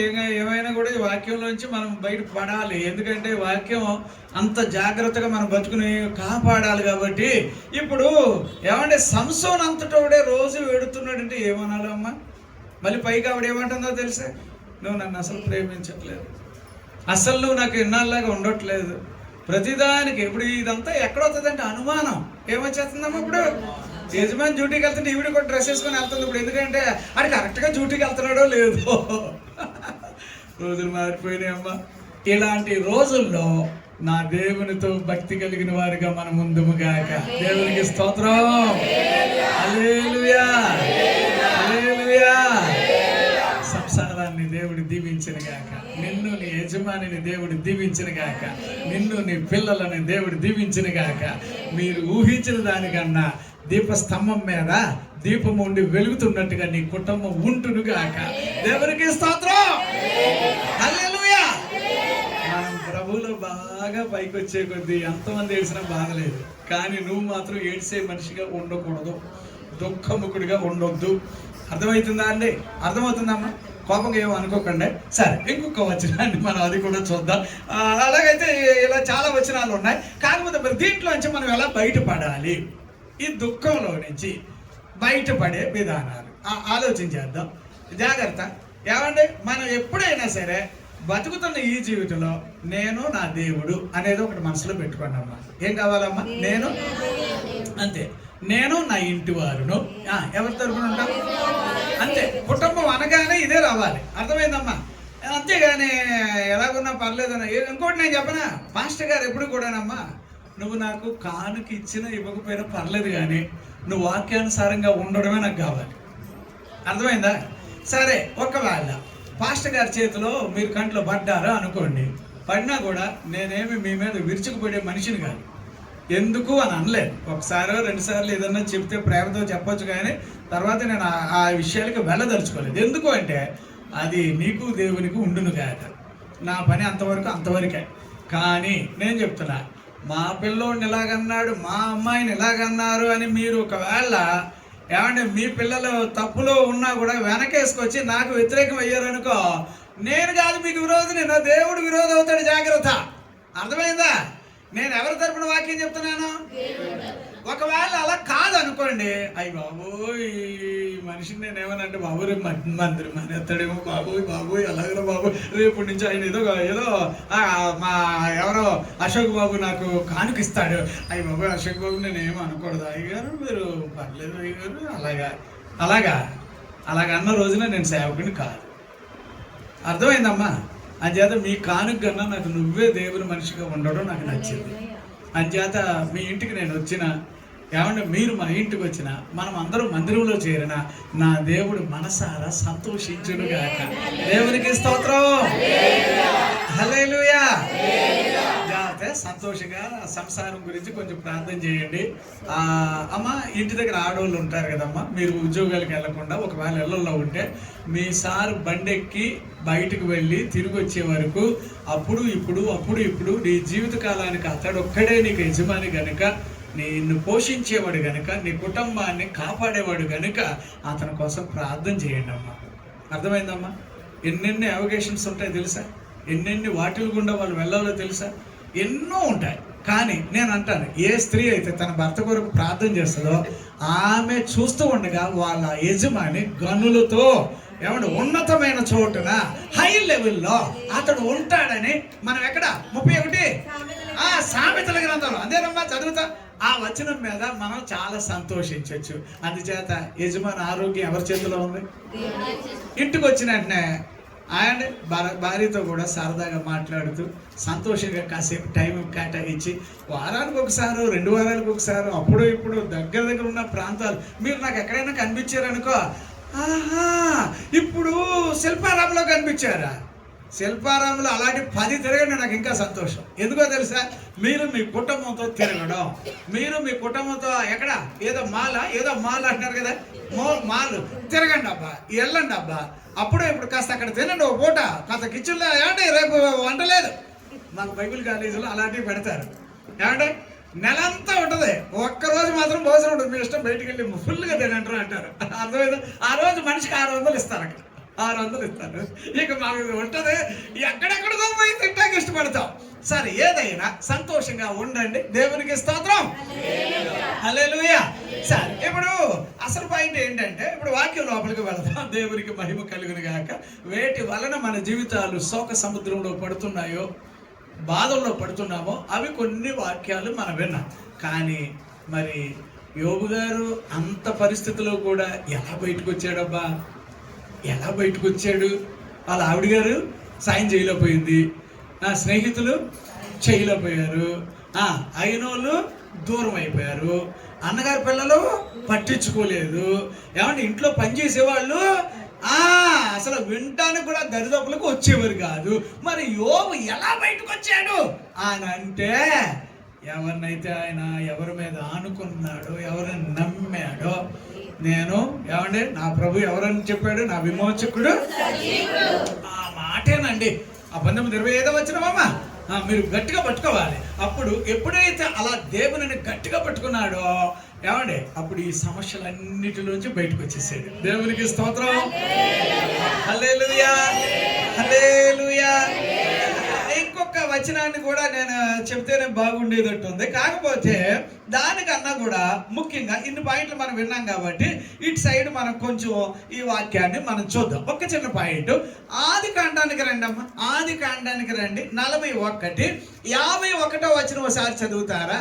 41 వచనం. అప్పుడు యోసేపు దేవుడు నా సమస్త బాధను, యోసేపు అంటున్నాడమ్మా, దేవుడు నా సమస్త బాధను తండ్రి ఇంటి వారిని అందరినీ మరచిపోవునట్లు చేసేనని చెప్పి తన జ్యేష్ఠ కుమారునికి మనష్షే అని పేరు పెట్టాడు. సరే, చదువు. తరువాత అతడు నాకు బాధ కలిగిన దేశమందు, నాకు బాధ కలిగిన అంటే ఏ దేశంలో నేను దుఃఖపడ్డానో, ఏ దేశంలో నేను నలిగిపోయానో, ఏ దేశంలో నేను వేదన పడ్డానో. ఇంకా మీరు 105వ కీర్తనలో కూడా మీరు అక్కడ 16, 17 వచనాలు చదివితే గనుక అక్కడ 18వ వచనం చదువుతావా? ముందు 105వ కీర్తన 18వ వచనం ఒకసారి చదవండి. అందులో ఏమి రాశాడు అక్కడ? దేవునికి మహిమ కలుగునుగాక. సంకెళ్ళ చేత అతని కాళ్ళు నొప్పించింది. సంకెళ్ళు చేత అతనిని కాళ్ళు నొప్పించినారు. ఇనుపు అతని ప్రాణంను బాధించెను. ఇనుము ఏం చేసిందంట అమ్మ అంటే అప్పుడు ఎంత ఏడ్చాడు చెప్పండి సార్, ఎంత దుఃఖపడ్డాడు చెప్పండి సార్. ఎన్ని బాధలమ్మా. అమ్మ ఉందా ఇక్కడ దగ్గర? లేదు. బాబున్నాడా? లేడు. అన్నలు ఉన్నారా? లేడు. తన సొంత ఇల్లు ఏదేమన్నా ఉందా? లేదు. మామూలు జైల్లో పడ్డాడా? కాదు. అప్పుడు ఎలాంటి జైల్లో పడ్డాడు? రాజు సంబంధమైన జైల్లో పడ్డాడు. అందులోకి వెళ్ళినోడు తిరిగి వస్తే పట్టు. అప్పుడు అలాంటి జైల్లో అంత యాతన, అంత బాధ, అంత కష్టంలో నేను అనుకుంటాను ఏమాత్రం దేవుని వాక్యాలు విన్నాడో అతను ఒకటే అడిగేవాడు. కాడే నేను మా సుకుమారు అప్పుడప్పుడు నాతో మాట్లాడతాడు. వాడు మాట్లాడినప్పుడు ఎరా ఎలా ఉన్నావురా, ఏదో ప్రేమతో మాట్లాడతాను, నేను ఆ పిల్లోడితో మాట్లాడతాను. చాలా నవ్వుతూ ఉండి మాట్లాడుతూ ఉంటాడు. కానీ నాకు ఒక్కటే సంతోషం, వాడు విన్నది ఎంత విన్నాడో వాక్యం అప్పుడో ఇప్పుడు ఈరోజు దూరంలో ఉన్నా కూడా ఆ దేవుని గురించిన ఆ కొద్దిపాటి అంటే దాన్ని ఇంకా తను కనుక డెవలప్ చేసుకుంటే ఎంతో దీవెన. కాకపోతే నేను అంటున్నా, అంత దూరం వెళ్ళినా ఇక్కడ చెప్పిన వాక్యాలు, ఆ రోజుల్లో చెప్పిన వాక్యాలు గుర్తు తెచ్చుకుంటున్నాను అని అంటాడు. అర్థమవుతుందా? వింటున్నారా? ఇప్పుడు చూడండి అమ్మ, ఏ వయసులో ఈ పిల్లడు వాక్యం విని ఉంటాడు, ఏ వయసులో దేవుని గురించి విని ఉంటాడు? మా అయితే 17 సంవత్సరాల వయసు అండి. 17, 18 లేదా 19వ సంవత్సరం లోపల అన్నలు చూడడానికి వెళ్ళాడు. అక్కడి నుంచి అటే అయిపోయింది. దగ్గరగా 13 సంవత్సరాలు బాధలు పడ్డాడు, జైల్లో పడ్డాడు, ఎన్నో కష్టాలు పడ్డాడు. ఇవన్నీ చూస్తుంటే ఏడిపోయి కానీ ఇన్ని కష్టాల్లో కూడా ఎవరు దూరం అయినా ఇతను ఎవరికి దూరం కాలేదు? అందుకే దేవునికి దూరం కాని వాళ్ళు ప్రతి వాళ్ళకి ఏమంటే వాళ్ళ దుఃఖము పోయి వాళ్ళకి సంతోషం రాబోతుంది. దేవునికి స్తోత్రం. హల్లెలూయా. చదవమ్మా. తరువాత అతడు నాకు బాధ కలిగిన దేశమందు దేవుడు నన్ను అభివృద్ధి పొందించి. దేవుడు ఏం చేశాడమ్మా? నాన్న ఇది చెప్పండి అమ్మా. ఏడుస్తున్న రోజులు పోయి ఏమొచ్చేసినాయటప్పుడు గట్టిగా చెప్పండి అమ్మా. దుఃఖంతో ఉన్న రోజులు పోయి ఏమొచ్చినాయట చెప్పండి అమ్మా. ఏమంటే ఎంత శోకంలో పడ్డాడో తెలుసా అండి? ఆ పిల్లడు చచ్చిపోయినా కూడా ఎవరికి తెలిసేదండి. వాళ్ళ నాన్నగారికి ఏమంటే మీ అబ్బాయి బతుకున్నాడంటే మామూలుగా ఫీల్ అయ్యాడు. మా అబ్బాయి బతికాడా, మా అబ్బాయి ఉన్నాడా, అలా ఎగిరి గంతులు వేసుకొని ఏమంటే ప్రాణం కూడగట్టుకొని వచ్చేసాడట. ఎవరి దగ్గరికి? యోసేపుని చూడడానికి యాకోబు గారు. చూసారా సార్? నేను ఒకటి చెప్తున్నా, అయ్యా నీ జీవితంలో ఎవరు నీకు దూరమైనా నువ్వెవరికి దూరం కాకూడదు. దేవుడితో గట్టిగా పట్టేసుకొని ఉండాలి. ఏమంటే నేను కూడా నాకు ఎన్నో కష్టాలు జీవితంలో, చిన్న జీవితం కాదు, అనేక కష్టాలు గుండా నేను వచ్చాను. నేను ఎప్పుడు దేవుడిని ఏం అడిగేవాడిని అంటే, ప్రభువా చెట్టు కింద పడుకున్న రోజులు నాకు ఉన్నాయి, న్యూస్ పేపర్ వేసుకొని పడుకున్న రోజులు ఉన్నాయి. ఒక్కోసారి అనిపించేది చచ్చిపోతానేమో నేను అంటే. నన్ను అప్పటికి చాలామంది ఏమన్నారంటే వీడు బతకడు పోతాడు అనేవారు. ఎందుకంటే అట్లా ఉండేది నా పరిస్థితి. మీరు నమ్మరమ్మా, ఇప్పుడంటే ఇలాంటి బట్టలు వేసుకుంటున్నాం కానీ పరిచర్యకు వచ్చాక మంచి బట్టలు లేని కాలం నాకు తెలుసు. అప్పుడు ఎలా ఉండేదంటే ఏమండి, ఫర్ ఎగ్జాంపుల్గా చెప్తున్నాను, చార్లెస్ గారు ఉన్నారు చూడండి, ఆయనకి నేను తర్జుమా చేయడానికి ఒక రోజు రావాల్సి వచ్చింది. నన్ను ఆల్ఫ్రెడ్ గారిని ఒక ఆయన బుక్ చేసుకున్నాడు. బ్రదర్ నువ్వు ఒక్కడవే బాగా తర్జుమా చేస్తావట, నువ్వు రావాలి అన్నాడు. నేను అన్నాను, అన్న నేను తర్జుమా చేయగలుగుతాను కానీ నాకు జుట్టు ఇష్టం వచ్చినంత జుట్టు ఉండేది, ఇప్పుడు లేదులేండి. అప్పుడు చెప్పలేనంత జుట్టు అనమాట. అది చూస్తేనే నన్ను ఈడెక్కడో జైల్లోంచి వచ్చాడా అన్నట్టు ఉంటుంది. కట్టింగ్ చేసుకోవడానికి డబ్బులు ఉండేవి కాదు. ఇక ఈ రూపాయలాగా ఇలాగే ఉండే, ఎంత రూపం ఉండేదబ్బా. కానీ ఏమంటే ఆ బాధ అలా ఉంచాక ఇంకో బాధ ఏంటో తెలుసా, తర్జుమా చేయడానికి వచ్చాక అన్నం పెడతారు తప్ప చేతిలో ఒక్క 10 పైసలు పెట్టరమ్మా. నేను దగ్గర చార్లెస్ అయ్య గారికి ఒక 20-25 సంవత్సరాలు నేను తర్జుమా చేసిన. రాత్రి అన్నం పెడతారు, పగలన్నం పెడతారు, కానీ తర్జుమా చేసేవాడు వాడు ఎక్కడి నుంచి వచ్చాడు, వాడు ఉన్నాడో లేదో కూడా పట్టించుకోరు. ఆడు ఏ మూల పడుకున్నాడో చూడరు. మళ్ళీ అయ్యగారు ఉదయం స్టేజీ దగ్గర రాగానే ఇంకా తప్పి ఇంకా అప్పుడు మాత్రం కనిపిస్తాం మన వాళ్ళకి. ఈ మధ్యలో వీడికి ఛాయ్ ఇచ్చామా, తింటిట్టామా అవి కూడా పట్టించుకోరు అన్న. నా జీవితంలో నేను చూస్తున్నా. అయితే అయ్యగారు బట్టలు లేవు సార్ అన్నాను. ఎందుకయ్యా నీకెందుకు బట్టలు, నేను ఉన్నాను కదా అని చెప్పి సెకండ్ హ్యాండ్లు తీసుకెళ్ళి నన్ను నుంచోబెట్టి అప్పుడు సెకండ్ హ్యాండ్ బట్టలు కొన్నారు అక్కడ. అమ్మ నేనేమనుకున్నా తెలుసా, అమ్మయ్య ఈ దెబ్బతోటి ఒక 5-6 డ్రెస్సులు వచ్చినాయి నాకు అనుకున్నాను. అంటే ఎట్లాగా ఆ మీటింగ్ అయ్యాక ఈ బట్టలు నాకు ఇచ్చేస్తారంటే ఆయన ఏం చేశాడో తెలుసా, బ్రదర్ మీటింగ్ అయిపోయింది కదా బట్టలు ఇక్కడ పెట్టేసాను అన్నాడు. ఎలా ఉంటుంది అప్పుడు, ఇన్ని కష్టాలు పడుకుంటూ వెళ్ళాలి.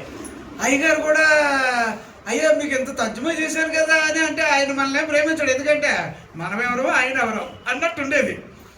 అట్ట ఉండేది ఊరు నాయన. ఇది భలే విచిత్రంగా. కానండి అనేకమైన కష్టాలు గుండా వెళ్ళినా ఎవరిని వదలకూడదో తెలుసా, ఎవరిని వదలకూడదు. నేను అప్పుడు అనేవాడిని, ప్రభువా ఎన్ని పరిస్థితుల్లో నేను పక్కన బతికానో చచ్చానో నాకే తెలియట్లేదు. రాత్రి పడుకుంటే ఉదయం లేగుతున్నానో లేదు తెలియట్లేదు. భోజనాలు ఉండట్లేదు. అక్కడేమో మీటింగ్లు అంటారు, తర్జుమాకి వెళ్ళాలి. ఒక్కొక్కసారి ఎలా ఉండేదంటే మీటింగ్ పేపర్ వేస్తారమ్మా, మీటింగ్ పేపర్ వేస్తారు, అందులో నా పేరు ఉంటుంది, కానీ అవతారం చూసి పంపించేసేవారు వెనక్కి. అన్ని పోస్ట్ ఆఫీసే, ఇవన్నీ చిరిగిపోయి ఉండేవి. అంటే నేను అనేది ఏంటంటే ఎన్ని పరిస్థితులు వచ్చినా నువ్వు ఎవరిని వదలకూడదు. నాకు వచ్చే కష్టం మీకు రాకూడదు. కానీ అరే మీకు వాక్యం చెప్పేవాడు చాలా కష్టాలు దాటి వచ్చాడు, అర్థమైందా? మీకు అలాంటి కష్టాలు రాకూడదని చెప్పి ఈ దేవుడి గురించి నేను చెప్తున్నా. అంటే నేను దాటి వచ్చాను కాబట్టి ఈ దేవుడు నన్నే తప్పించడం చేతనైతే నిన్ను తప్పించడం ఆయన కష్టం కాదు అని చెప్పగలుగుతున్నాను నేను. అందుచేత అప్పుడు నేను ఏం చేశానంటే ప్రభుత్వం ఇలాగ అడిగితే ఒక్కొక్కసారి అండి రాత్రులు ఒక్కడిని అలా స్టేషన్లో కూర్చొని చలి దుప్పటుండేవి కాదు, ఆ బైబిల్ బ్యాగ్ ఒకటి ఉండేది, అది ఈపుకి తగిలించుకొని.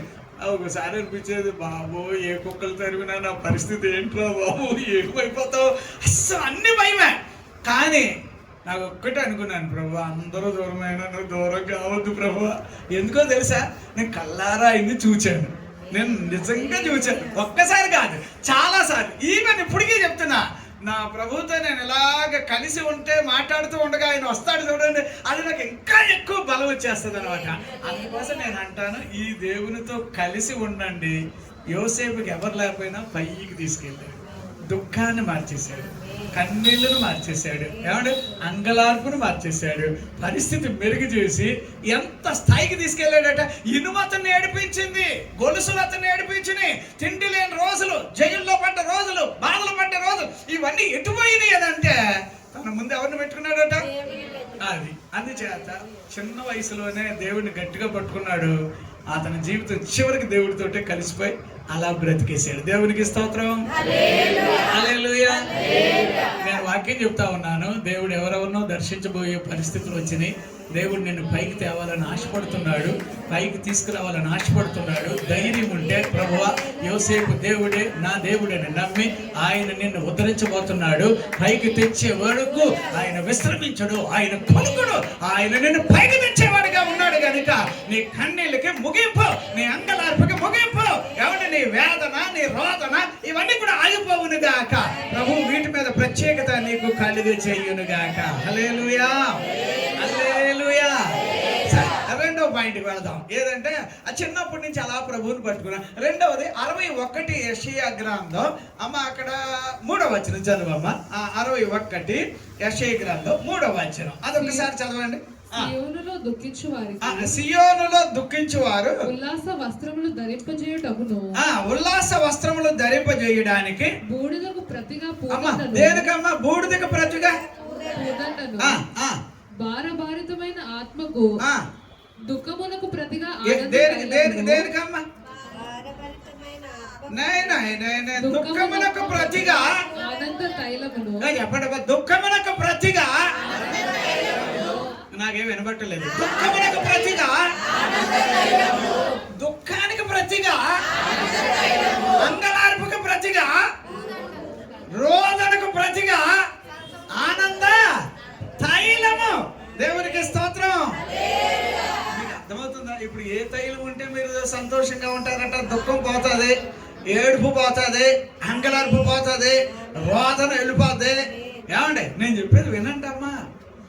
దేవుడు నీ మీద ఏ ఆత్మను పెడుతున్నాడంటే ఆనంద తైలము. ఏ తైలం చెప్పండి అబ్బా, మళ్ళీ చెప్పండి అబ్బా. ఎందుకబ్బా? ఎందుకు? ఏడవడానిక?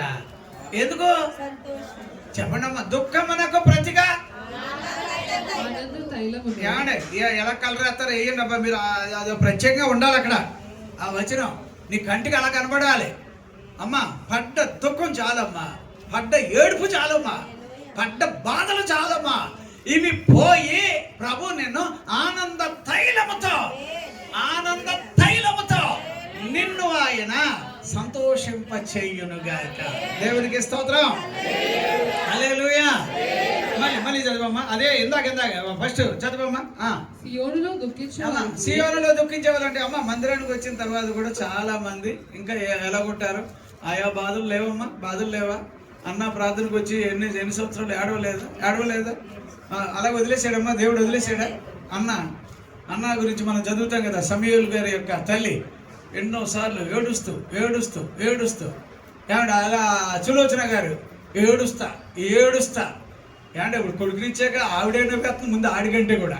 అసలు ఆడే నవ్వుతా ఉంటాడంటే ఆడికి మించిపోయి నవ్వుతుంది ఆవిడ. ఎందుచేత ఆడిని చూసారా మీరు? వాళ్ళ కొడుకుని చూసారా? ఏమో నేను ఎంతమంది పిల్లల్ని చూశాను కానీ ఇలాగంటే అంటారు కదా. ఆడు అలా కాదు, మీదడిపోతున్నాడు. మనం ఎత్తుకుంటున్నావో లేదో చూడకముందు మీదడిపోతున్నాడు. ఆడిని ఎప్పుడైనా చూడండి, ఏమంటే నవ్వే వాడికి ముందు కనిపిస్తున్నాడు, పక్కన కన్నా నవ్వు పెద్దగా కనిపిస్తుంది. నేను ఒక మాట చెప్తున్నా సార్, వినండి సార్. దేవుడు మన దుఃఖానికి ఏం చేస్తున్నాడమ్మా?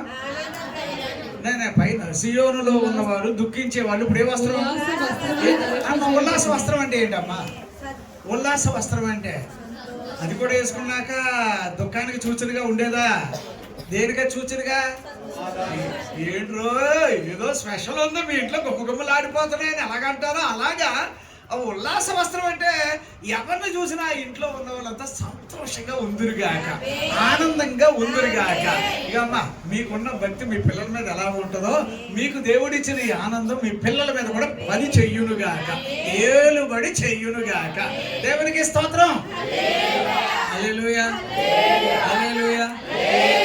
ఈ పాటికి మా పిల్లలు కష్టపడి ఏం చేయాలి? ఇంటికి అమ్మా బాబులకి ఏం చేయాలి? డబ్బులు తెచ్చివ్వాలా వద్దా? ఇవ్వాలా వద్దా? ఎవరు ఇవ్వట్లేదు ఇప్పుడు చెప్పేసేయండి. గబగబా లిస్ట్ ఇక్కడ పెట్టేద్దాం. దేవుడి దగ్గర మొదలుపెట్టి ప్రార్థన చేద్దాం. కష్టపడాలి. నేను మా రాహుల్ని బట్టి సంతోషిస్తా. ఉదయం వాడు ఏదో పనికి వెళ్తాడని నేను వినేవాడిని. నిజమైన బాబు వెళ్తలేదా? ఇంకొకటి ఎవరో ఉదయమే పాలు వెళ్తారు అని విన్నాను. ఎవరో తప్పు కాదమ్మా, కష్టపడి పని చేయండి. ఇంటికి కొంతైనా ఏమంటే కొంతైనా అయ్యి బాబా సార్ మేము డిగ్రీలు చేస్తున్నాం అంటే డిగ్రీలు చేసినా కూడా మీరు కలాం గారి యొక్క చరిత్ర చదివి చూడండి. ఏమంటే దేశానికి ప్రెసిడెంట్గా ఉండే ఆయన అనుభవం చెప్తే ఆశ్చర్యపోతాం. అంచేత నేనేమంటానంటే కష్టపడాలి. సరే, ఇప్పుడు దుఃఖానికి ఏది సియోనులో ఉన్న వాళ్ళు ఉల్లాస వస్త్రములు ధరించుకోవాలి. ఇంకొకటి ఏంటంటే భూదండలు ఎవరు పెట్టుకుంటారమ్మా? భూదండలు ఎవరు వేసుకుంటారు? ఏడ్చే వాళ్ళకి అందరికీ దండలు ఎత్తామనంటే అది బాగుంటుంది. అది అప్పుడు ఎవరికి ఎత్తాం? అది వాళ్ళే హ్యాపీగా ఉంటే ఆ హ్యాపీకి ఇంకొక సంతోషం ఏంటంటే మేము కూడా మీ సంతోషంలో పాలు భాగస్తులం అన్నట్టుగా దండలేస్తాం. ఓకేనా? ఆ తర్వాత ఇంకెవరికమ్మా? దుఃఖానికి ప్రతిగా ఏ తైలం అమ్మా? అమ్మ ఈ ఆనంద తైలం మీ మీదను మీ పిల్లల మీదను ఉండునుగా, మీ శిరస్సుల మీద ఉండునుగా, అది దేవుని యొక్క అభిషేకమై ఉండునుగాక. నేను ఒక్కటే చెప్తున్నానబ్బా, ఈ ఆనంద తైలం మీ మీద ఉంటే బంధకాలు తెగిపోతాయి, ఆటంకాలు ఊడిపోతాయి, అభ్యంతరాలు తొలగిపోతాయి. ఏమంటే చీకటి పోయి వెలుగొచ్చునుగాక, ఏమంటే శాపం పోయి ఆశీర్వాదం వచ్చునుగాక. కంటిన్యూ చేయండి అమ్మా. దేవునికి స్తోత్రం. భారభరితమైన ఆత్మకు ప్రతిగా ఏ వస్త్రం? అమ్మ వినండి వినండి వినండి, ఇలా చూడండి ఇలా చూడండి. ఇప్పుడు మనం సంతోషంగా అంటే మన మీద ఇప్పుడు దుఃఖం పోయి, అంగలార్పు పోయి, ఏమంటే రోదన పోయి, ఇప్పుడు ఏం రావాలి మీ మీద? చెప్పాలి. ఆనందంగా సంతోషంగా మీరు కనబడాలి. అప్పుడు దానికి ఆయన ప్రభు వారు చెప్పేది ఏంటంటే, నా మందిరానికి వచ్చిన తర్వాత నానా నేను ఇక్కడ ఉల్లాస వస్త్రాలు ఇస్తాను అన్నాడు. ఏ వస్త్రాలు? చెప్పండి. అప్పుడు ఉల్లాస వస్త్రం అంటే అప్పుడు మీరు అందరూ కూడా బూరుల కింద బుగ్గల్లాగా ఉండాలి. ఏదో తెలుగు సామెత ఉండొచ్చు, కానీ ఎవరిని చూసినా వీళ్ళకే అన్నట్టు ఉండాలి. అర్థమైందా? అట్లా ఉండాలి. ఈ పిల్లవాడి గురించి వచ్చిందనుకో, ఈడికే బాబు వాళ్ళ బాబు అలా కష్టపడతాడు అని అనాలి. అంత హోందాతనం పిల్లల మీద ఉండునుగాక. దేవునికి స్తోత్రం. సరే అమ్మా, నేను అనేది ఇప్పుడు చదివారా? మీరు చదివేశారమ్మా? ఇందులో 10వ వచనం చదవండి. అందులోనే మరి ఇంకొక వచనం ఉంది కదా, 61 10వ వచనం. శృంగారమైన పాగా పెండ్లి కుమారుని రీతిగాను ఆభరణములతో అలంకరించుకున్న పెండ్లి కుమార్తె రీతిగాను ఆయన రక్షణ వస్త్రములను నాకు ధరింపజేసి. ఇదంతా కూడా ఎలాగుంటుందో తెలుసా? మీరు వినండి ఒకసారి, నా వైపు చూడండి అమ్మా. ఎవరెవరైతే ఇంకా దుఃఖంతో, వేదనతో, బాధలతో ఉన్నారో ఈ రోజే ఇది ఈ ఇల్లే సాక్ష్యం ఉండునుగాక. ఈ ఇల్లు ఈ రోజు ప్రభు ఇది రికార్డు చేయునుగాక. విషయం ఒకటే చెప్తున్నాను, కన్క్లూషన్కి వెళ్ళబోతున్నాను. ఒకటి, చిన్నప్పటి నుంచి ప్రభువును పట్టుకున్న యోసేపు అవమాన పాలు కాలేదు. అర్థమైందా? అలాగే యోబు గారికి ఎంతమంది ఏం ఆటంకాలు పెట్టినా కూడా లేదని నా ప్రభు చూసుకుంటాడని మీద పడిపోయాడు ప్రభు మీద. ప్రభు దిగొచ్చేసాడు అతని కోసం దిగొచ్చేసాడండి. చిన్నపిల్లలకు తయారు చేసేసాడు సార్. ఆరోగ్యం మామూలు ఆరోగ్యం ఇవ్వలేదు సార్. పిల్లలను చూచి ఆరోగ్యం ఇచ్చాడట. భార్య ఏమో చచ్చిపోతే పర్వాలేదు అని అనుకున్న ఆవిడ ఇప్పుడు అమ్మో మా ఆయన ఎంత సోగ్గుళ్ళగా అయ్యాడు, ఎంత బలంగా, ఎంత ఆరోగ్యంగా. ఇదంతా నా దేవుని చేతిలో ఉండును కాక. నీ సంవత్సరాలు, నీ రోజులు, నీ కాలం ఎవరి చేతిలో ఉండాలి? దేవుని. అందుకోసం ఒకటే నేను అంటున్నాను, దేవుని వదలకండి అమ్మ. ఏ పరిస్థితులు ఎవరిని వదలొద్దు చెప్పండి. రెండో పాయింట్ ఏంటో తెలుసా? ఆనంద తైలమే మీ మీద ఉంది అమ్మ. అదొక అభిషేకం. దేవుని మందిరానికి వచ్చిన వారు మీ పిల్లల మీదను, మీ మీదను, మీ కుమారుల మీదను, మీ కుమార్తెల మీదను పరిశుద్ధాత్మిక అభిషేకం, ఆనంద తైలము ఉండునుగాక. అది మీ మీద ఉండడం వలన మీ పిల్లలు కూడా దీవెనకరంగా ఉందునుగాక. దేవునికి స్తోత్రం. అది మనం రెండో పాయింట్ గా. లేకపోతే ఎక్కడమ్మా జెఫన్యా 3:16-17 వచనాల్లో చదివితే అక్కడ కూడా మీకు ఈ సంతోషమైన సమాచారం అక్కడ ఉంది. సరే, ఇప్పుడు ఇందులోనే అమ్మ ఇందాక చదివారు కదా, ఆ చదివిన దాంట్లో మీరు గమనించండి. మీరంటూ ఏమండి సంతోషంగా, లేకపోతే ఏంటి దుఃఖానికి వీటన్నిటికీ బాబు మీరు ఎలా భరిస్తున్నారు బాబు అనేదట్టుగా మీరు అట్లా దాటుకొని ఎలా వచ్చేస్తున్నారంటే ప్రభు యొక్క ప్రత్యేకత నీ మీద ఉంది. అది ఏంటో తెలుసా? ఏమండి స్తుతి అనేది ఉండాలట. ఏముండాలి చెప్పండి? స్తుతి అంటే తెలుసా? ప్రతి దానికి నీతిమంతుల ఇళ్ళల్లో ఏమైనా పడుతుంది చెప్పాలమ్మా. నేను ఒకటే చెప్తున్నా, ఇదేదో అందరికీ ఇది అర్థం కాదు. ఏంటండి బాబు, బైబిల్ చదివితే ప్రాబ్లంలు పోతాయట, ప్రార్థనలు చేస్తే సమస్యలు పోతాయట, పాటలు పాడితే పోతాయట. నిజం చెప్తున్నాను, నిజంగా నువ్వు పాటలు పాడు, నిజంగా ప్రార్థన చేయి, నిజంగా బైబిల్ చదువు. అదే దేవుడు నీ విషయంలో కార్యములు చేయునుగాక. మొదట ఆయన రాజ్యాన్ని, నీతిని వెతకడం అంటే ఇదే కదా. నువ్వు చెయ్యి, ఆయనని వెనకాల కార్యములు చేయునుగాక. ఇది మనసులో పడాలి. అర్థమైందా? నీ నోట ఏముండాలి? స్తుతి. అంటే అది పాటల రూపంలో కానీ, ఏమండి అమ్మా, పాటల రూపంలో కానీ. చదువమ్మా, వాక్యం చదువు.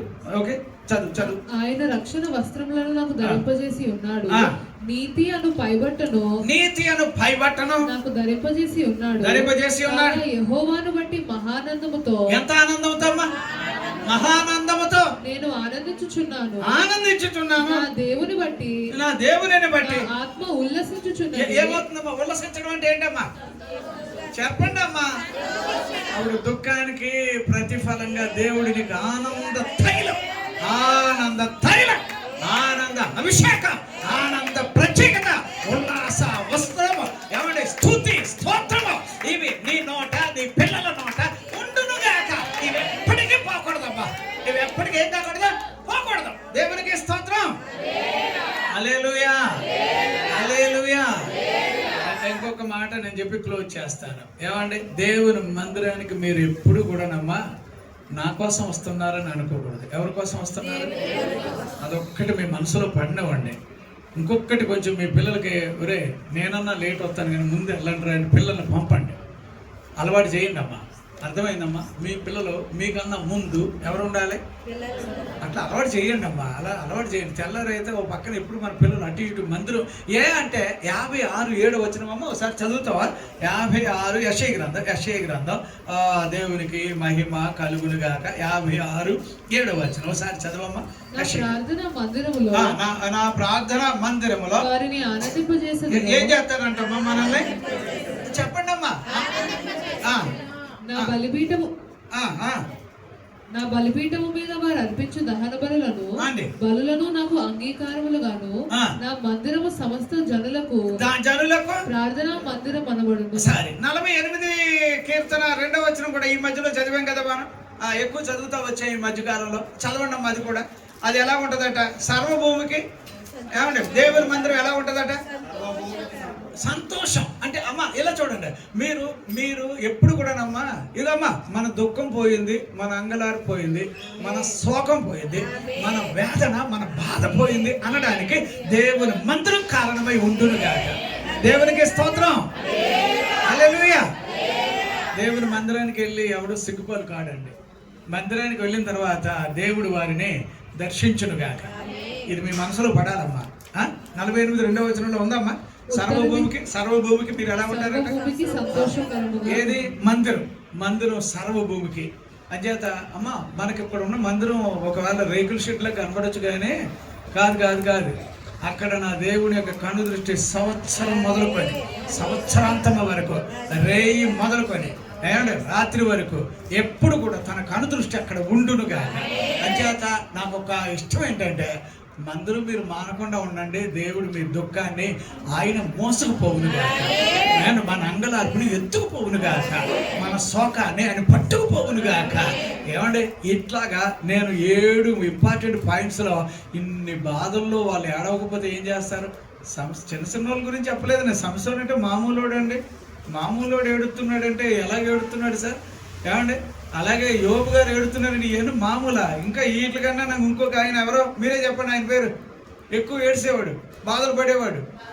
దావీదు గారు. అన్ని బాధలు బాబా. దావీదు గారి గురించి అసలు నోట్స్ ఉంది అక్కడ.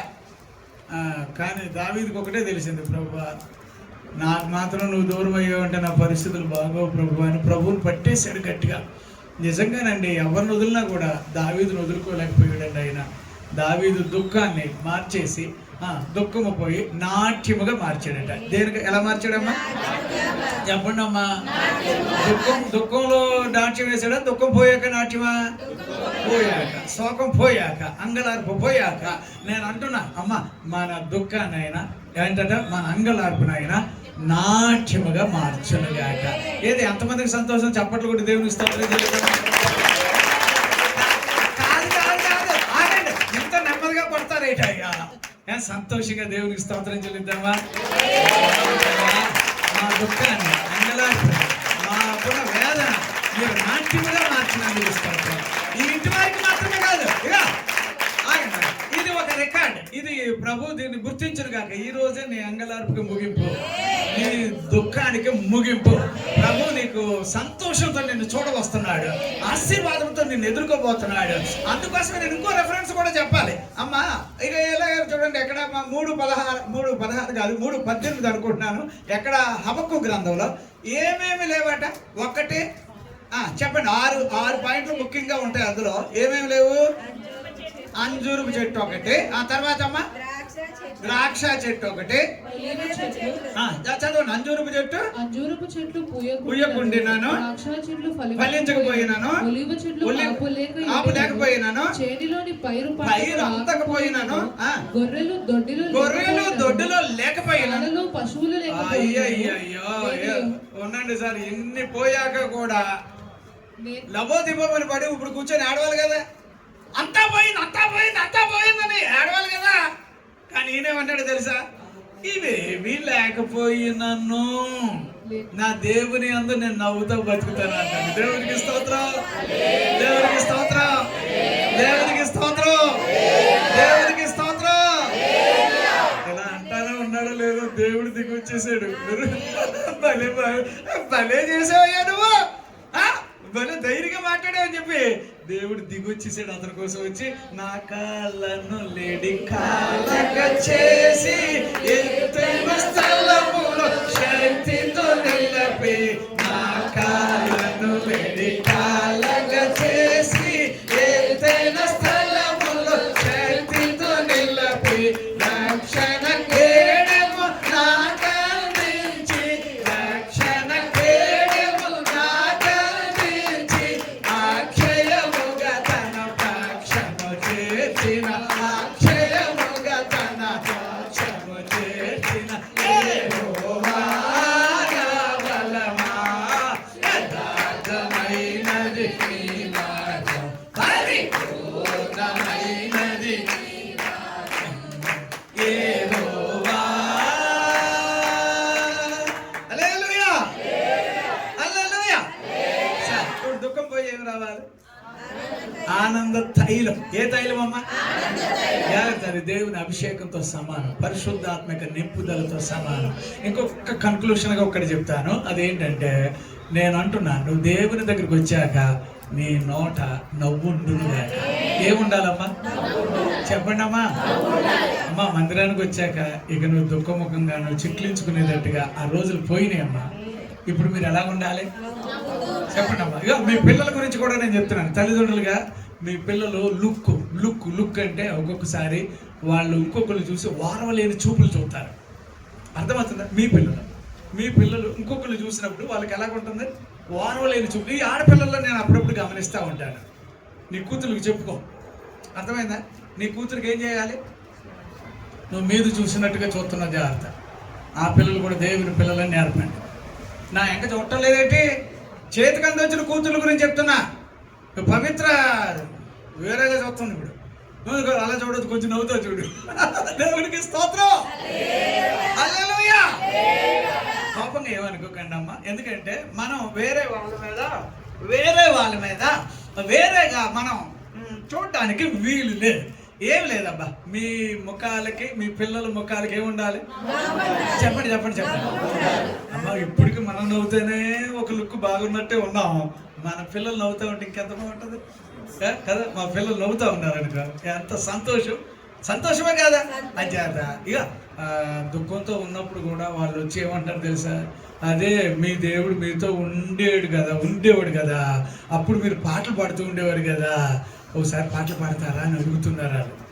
అంటే 126 కీర్తనమ్మా 2వ వచనమో ఎన్నో వచనంలో చదువుతాం. మనం చదివితే కనుక వాళ్ళు అప్పుడు అంటున్నారు, చూడండిరా మనం ఎప్పుడు కూడా దేవుడితో ఉంటే నవ్వుతూ ఉంటామని వాళ్ళకి తెలుసు, కానీ ఇన్ని బాధలు పడ్డాం అయినా చూసారా వాళ్ళు మన దగ్గర నుంచి ఏమి ఎదురు చూస్తున్నారు? నవ్వు. ఏముండాలమ్మా? ఉన్నదా పాప? 2వ వచనం అనుకుంటున్నానమ్మా, చదువు. లేకపోతే ఇంకో వచనం చదువు. దేవుడు చదవండి. కలగనిన వారి వలె ఒంటిమి అమ్మా, మన నోటి నిండా చెప్పండి అమ్మా. మన నోటి నిండా చెప్పట్లేదు, గట్టిగా చెప్పట్లేదు. నా వాటి నేను అలసిపోయినట్టు చెప్తున్నప్పుడు మీరు ఇంకా గట్టిగా సంతోషంగా చెప్పాలి కదా. మీ నోటి నిండా ఏముండాలమ్మా? నోటి నిండా మీ ముఖం నిండా ఏముండాలమ్మా? ఏది నవ్వే వాళ్ళంతా దేవునికి స్తోత్రం. దేవుడి నీ నోట ఏమండి నవ్వుంచుగా. కన్నీళ్లు కార్చిన కాలం ముగిసిందమ్మా. అమ్మ, నేను ఈ ఇంటికే చెప్తున్నాను, జాగ్రత్త. ప్రభు మీకు చేయబోయే గొప్ప కార్యాలకు మీరు చేయగలిగితే ప్రార్థన. ఇంకో మనకున్న బాధలు బయటకు పోవాలనుకోండి, ఎప్పుడు ఏడుతుండే బాధలు పోవాలంటే బైబిల్ ప్రకారంగా కాకుండా బయట ప్రకారంగా ఏం చేస్తాం? నా బాధలు ఇప్పుడు ఈయనకు కొంచెం చెప్తాను, అవునా అవునా అని ఈయన కొంచెం వింటాడు, ఇంకొకరికి చెప్తాను, ఆయన కొంచెం వింటాడు. ఏమో వీళ్ళు ఎంత విన్నా కూడా అవసరమైతే మళ్ళీ తోమేస్తారు వీళ్ళు. దీని బదులు తెలుగులో దీనికి ఏం చేశాడంటే మన బాధ దేవునికి చెప్పుకోవడానికి దానికి ప్రార్థన అని పేరు పెట్టాడు. ఏం పేరు పెట్టాడమ్మా? అప్పుడు నా బాధ ఆయన చెప్తా ఉంటే అప్పటికే నా కన్నీళ్ళు మాయమైపోతాయి.